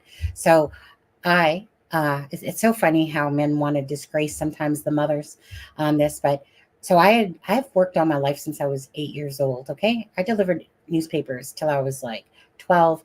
I was always in sports and on after school. And then I went to work and I worked from when I was 13 years old and stuff like that. So when my son was born, I didn't want anyone looking after him. I wanted me to look after him. Why? Well, because my mom, she had left our dad when we was 5. He was abusive and a loser, whatever, Anyways, so my mom had to spend a couple months, I remember back in the day, on welfare so she could go to community college so that she could make a better life for us kids. It still was poor life, but it was, what she did for us. And I always remember that and stuff like that. So, we didn't have much. My mom could never be there for school events, for anything. And it really sucked because you just wanted your mom to come watch you at a concert and stuff like that. When we got older, like in our teens, and then she was with my stepdad, like they could come watch some of our basketball games because I have a twin sister. And we always played the same sports and stuff like that. Besides, our personalities are so different, like so different. I won't call her Satan like my older sister, but she's definitely a dark cloud. Yeah. Whereas I'm more like a sunlight. Just saying. But anyways, and it's so funny how people can live in the same house and yet have different things, right? Like my twin turned materialistic in a sense, but it's so funny how they see things. So because we didn't have much money, I always remembered my mom's struggles and stuff like that. But anyways, because my mom couldn't be there, I wanted to be there for my son. I wanted to give him those hugs that we never got. Not because my mom was bad, just that my grandma wasn't a hugger. My grandma was a bitcher. She'd bitch about the sun being too bright, and stuff like that. Sorry, grandma, but it's true. But anyways, so I just felt it was my job that I took Matthew to school, I took care of him from an infant when it was school time, took care of him. And then I always worked part-time as well, but it's funny how the ex-husband wants to take that away and act like you didn't do no work at all. Raising children is a lot of work. And I was so glad that I could not only raise my son, because I knew I was the best person for the job. I didn't want my son. Now, not everyone can do stuff like that. I get it. But, so CD, same thing, right? My son was my world. He's a little shit now, not going to lie. But he was my world. I'm using the word was. He is my world, although he doesn't see it. I'm using past tense as if, and it's whatever. And it's because our relationship has been strained ever since the divorce. And he wanted his father's love. Anyways, hence why he had to basically say, Mom, you know what? I want dad now. So I specifically have not talked to him because every Christmas he'll message me and be like, if you could just drop some money in my bank account. No, son. No. We're kind of past that part now, right? You don't call your mom and say you wish she was dead and all this stuff and then go, yeah, where's my Christmas money and my birthday money? Because his birthday is right after Christmas on January 4th. So I think it's been, since January 4th, when he was asking for money. Oh, no, I don't think I've gotten a message yet. No. Too busy hating on his mom. Like I said, an appreciative child. Anyways, bottom line is, you try to do right by your child, try to be there for them as best as you can and stuff like that. And I, for one, am very grateful that I got to go to my son's school, make all those bookmarks for the kids, got to go to all of his concerts and stuff like that. And then so for me personally, if I get teary-eyed and upset, it's not because, of course, I'm trying to at the time, but it's because it hurts my heart that people would do this to these innocent children. Like, who would do that to these innocent? Did you hit the lottery? Did you? You talking about Matthew? Probably the last time I saw him was about 6 years ago. He lives in Whitecourt, Alberta. But the last time I saw him was when we brought him to the hotel because we were general managers and we gave him free food, free stay, everything, but my son, he's a little shit. He's a little user is what he is, somewhere deep down he loves me, but whatever, it's his loss, to be honest with you. I don't even know what to say about it anymore. It's been too long that he's tried to put all that hate on me and stuff like that. And it's so bad because, like I said, and I have no problem saying this about myself, but kids, they would love for me to be their mom. I am a great mom. I love children. They are precious, even when they're little freaking mouthpieces. But anyways, they're precious. They deserve to be treated as gifts. And that's why it's so hard to see these cases. Is because how could a human being that has kids, this child that you bore, and you're going to do that, or, unlike Audrey Cunningham, living around, that piece of shit. And his name was Stephen. Like, what the hell, you guys, on this, right? Like, Stevens are spelled all different ways. My ex-husband's name, Stephen. My husband now, his name is Stephen, Steve Austin, but he's a really great man. And we got Stephen McDougal from Audrey Cunningham's case. And then we'll call this guy Stephan because he has an A. So we'll call him Stephan. But don't even, it's one of those things like, really? Like, And with, like I said, Audrey's case and with Madeline's case, like I said, backpack, take the school bus, take to school, and then pretty much the same name again. Kids today do not have it easy. Nonsense that happens at school doesn't stop after school. With social media, it keeps going. My kids know you stick up for anyone getting bullied or else. Yeah, that's how I was. When I was when I was in school, if I saw someone getting picked on, I would be right there standing up for that person. That's just who I was. I didn't put up with that crap. I was soft in lots of ways, but when it came to what was right and what was wrong, yeah, you wouldn't catch anyone getting away with that shit in front of me.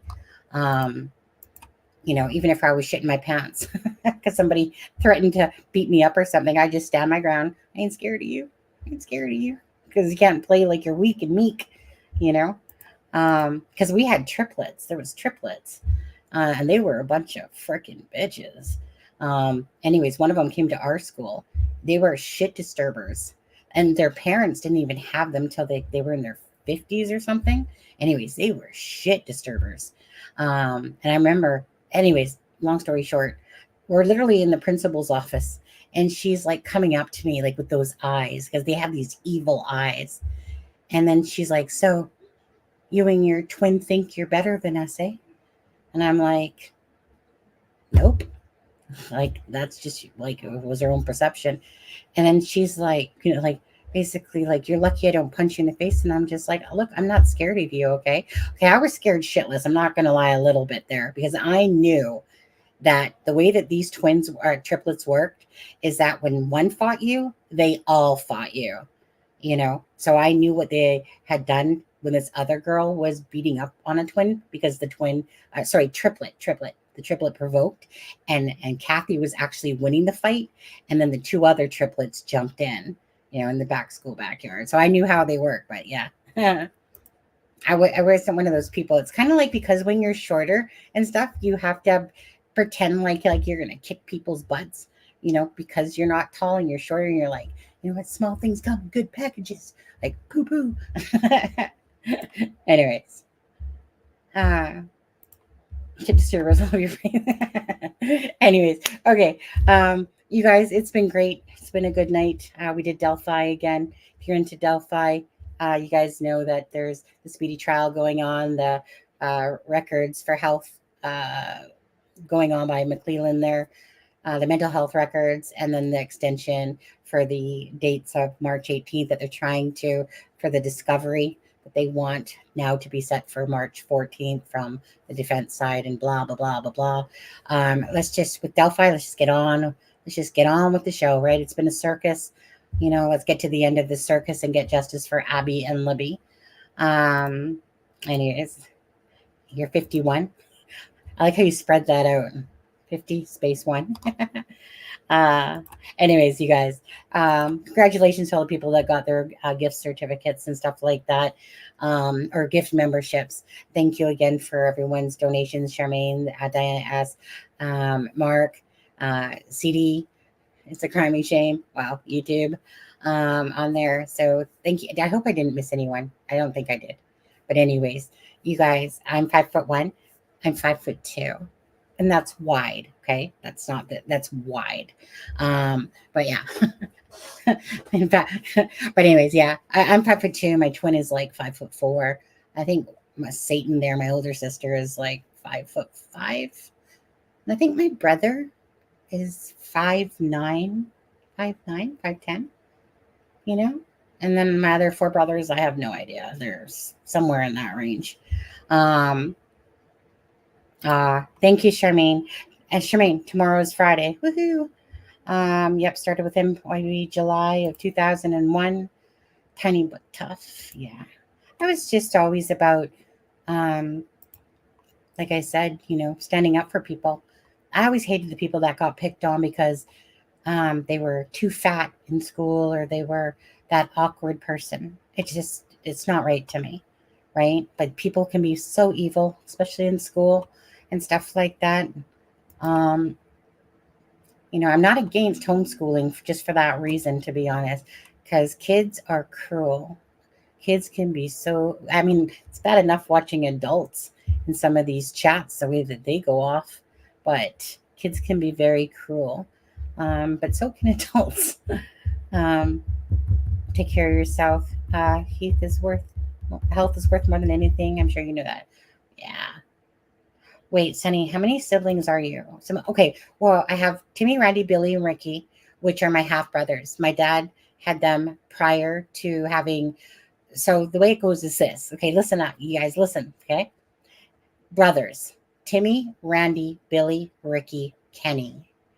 Sisters: Paula, Satan, Tanya, twin, Sonia, me, nickname Sunny from my mom. So that's why I use Sunny. So it's all like, and then my mom's name. So let's get that right now. So Paula, Tanya, Sonia, and my mom's name was Gloria. And then my grandma's name was Christina. So you see a little trend going there, Timmy, Randy, Billy, Ricky? Yeah, right. My dad, he named us some sort of Russian thing. I don't know. But anyways, I use Sunny. Sonia is not a bad name either, I guess. With a Y, by the way, not an I, but with a Y. It was very uncommon. Usually it was I or J. But anyways, Sunny is my nickname. That's what I like.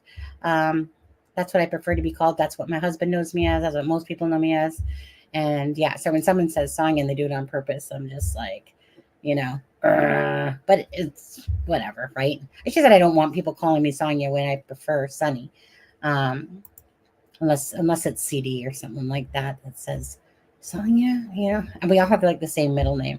Is Sonia Russian? Yeah, apparently. Yeah, it definitely is, Mark. It wasn't a very common name, but that's why people go Sonia Tanya a lot too, but it's Tanya. My twin is 10 minutes older than I am, and she looks like a chipmunk. She has a big roundy face. She got more of a chipmunky cheek face, very much rounder, and her smile takes up her entire face pretty much too. We're totally different people. We're not identical, we're fraternal. Oh, CD. Oh, Chris. Yeah.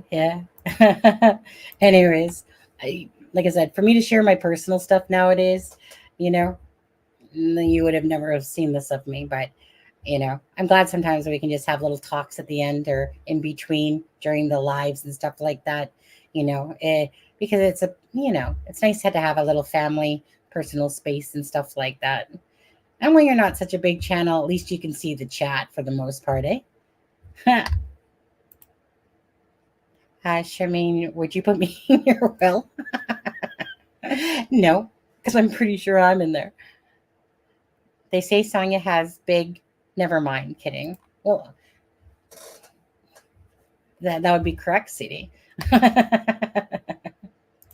do we know I have it? Anyways, that's it. Another crime day. So, again, thanks for joining the live tonight. Diana, it's Crime Team, another great live, great chat. Yeah, I know like a lot of you regulars and that you guys like coming in here, like I said, because it's like a family, like a little family to us, right? Everyone claims communities and stuff like that. But, of course, it's always nice to get to know people on a more personal level. But what's really nice is when people have stories and they share those stories. And sometimes it might be that, right, Mr. Electric, where they spent time in prison with Ted Bundy, or they have, or have had a drug issue, an alcoholic problem or something like that, and that they're able to share that stuff because, again, we all don't walk alone. We're all not perfect or innocent, in our lives of things we do. Some people just do a little bit more things, a little bit more crazier out there. But everyone usually has a story behind them. And, and sometimes people grow and learn from those experiences. And sometimes people like this piece of shit in front of us, just, obviously don't. Anyways, Dana, notice how Sunny missed what I said about the spine right over her head. No, yes, I didn't see it. What did you say, CD? What did you say? CD, you're so needy right now. What did you say about the spine? Not seeing it. Are you thinking, CD, that I should, because I haven't seen you in a while, that I should highlight all of your comments? I'm not even sure where that comment is, CD. You're gonna have to copy and paste it or something. My little guy is sleeping. So he gets from, yeah. Yeah. He has rods. Mr. E has channel, guys. Go check him out. Interesting. Yes, he does actually. She asked me if I got hurt. I told her how many rods I have in my lower back. Oh, I see. You know what, CD, my brother, he fell off of a roof, and he got rods put into his back as well. And yeah, and CD's, he's kind of been a hurting unit for a while, to be honest. Who is Mr. E? Yes, Analysis of Crime with CD has the channel too, and it's called exactly that, Analysis of a Crime with CD. Mr. Electrics should be Mr. Electric. That's not hard, right? You put it in Google up there or in YouTube. Yeah, it's a war scar, right? I know men deem it as a war scars. Yeah, on there for sure. Charmaine, have you watched? No, my brother actually had to have his taken out, CD. I remember, because something was going on there. But anyways, CD, you just need to wish for a new body. That's it. Next life. Actually, you know what? Next life, just come back as a lazy cat, right? Just eat, take a dump, and sleep. Just come back as a cat. Okay. I believe you, Mark Cash. Oh, you guys. I used to watch your channel at CD like 2 years ago. There you go. That's a feel-good moment right there, CD. I forgot I was going to sleep. Good night, everyone. Good night, Lone Pony. Send us all cat. Well, I mean, obviously, Mark, I'm not going to put my hand out or nothing like that, but hey. I mean, in Canada, we don't have the luxury of having Venmo or Cash App and stuff like that, which sucks. Come on, Canada. You're basically pissing us off with all this Facebook shit we can't see, right? I'd rather cover the U.S. stuff. On Saturdays, we cover Canadian true crime, but I'd rather cover the U.S. stuff any day. There's a lot more to talk about. And definitely, like, your guys are more advanced than us in a lot of ways. We might have the maple syrup and shit like that. We might have the igloos in the snow. But you guys got the hot spots that I'd rather be at, to be honest with you. You guys got a shit ton more to talk about over there. But I'd still like to live in Canada. I'm just admiring you from, just close to the border. So I'm in Vancouver, right? So the Vancouver border was, from this house, would be about 45 minutes away to get to the border, to be honest with you. You know what? Maybe JLR needs to start covering the Canadian border and see who's coming over the Canadian border, eh? I think so. I think he should get off the Mexico stuff, the Texas stuff, and get his ass over to the Canadian U.S. side. See go spy along our green line over there. No place like home. Click click. Don't even. Jesus, have I been missing that? Have I been missing that long? I took a longer. Like, CD, you've been gone for like at least half a year, pretty much, if not longer, really. Every now and again, you pop yourself out. Got busy with the kids, and Delphi creators just are insane. Yeah, it's true. I always was for helping from a law enforcement perspective, not hurting the case. Yeah, absolutely. Sharon, LOL. Everyone just send each other cash, okay? If everyone in the world sent everyone a penny, even though we don't have pennies in Canada no more, send everyone a penny. We could all just be rich. Yeah? Just makes sense. Analysis of crime is good for you, Delphi creators. My husband probably wants to go to bed now.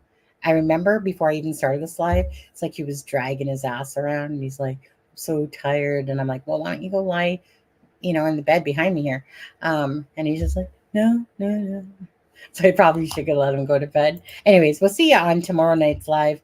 I'm not sure exactly what we're going to cover tomorrow night. Haven't decided. Charmaine, you probably want to schedule Travis for your live with him, since you have such a shitload of questions for him for Delphi. And maybe that should be your own special live with Travis, and we'll just sit and listen. Anyways, you guys take care. Thank you all so much. Have a great night. Tomorrow's Friday. Happy Friday. And yeah, other than that, good night. Thank you guys so much. Ready? Are you ready for it? Ready? Here it comes. A Norfolk night, the world is cold. We stand surrounded, we are not alone. Within my reverie, there's holy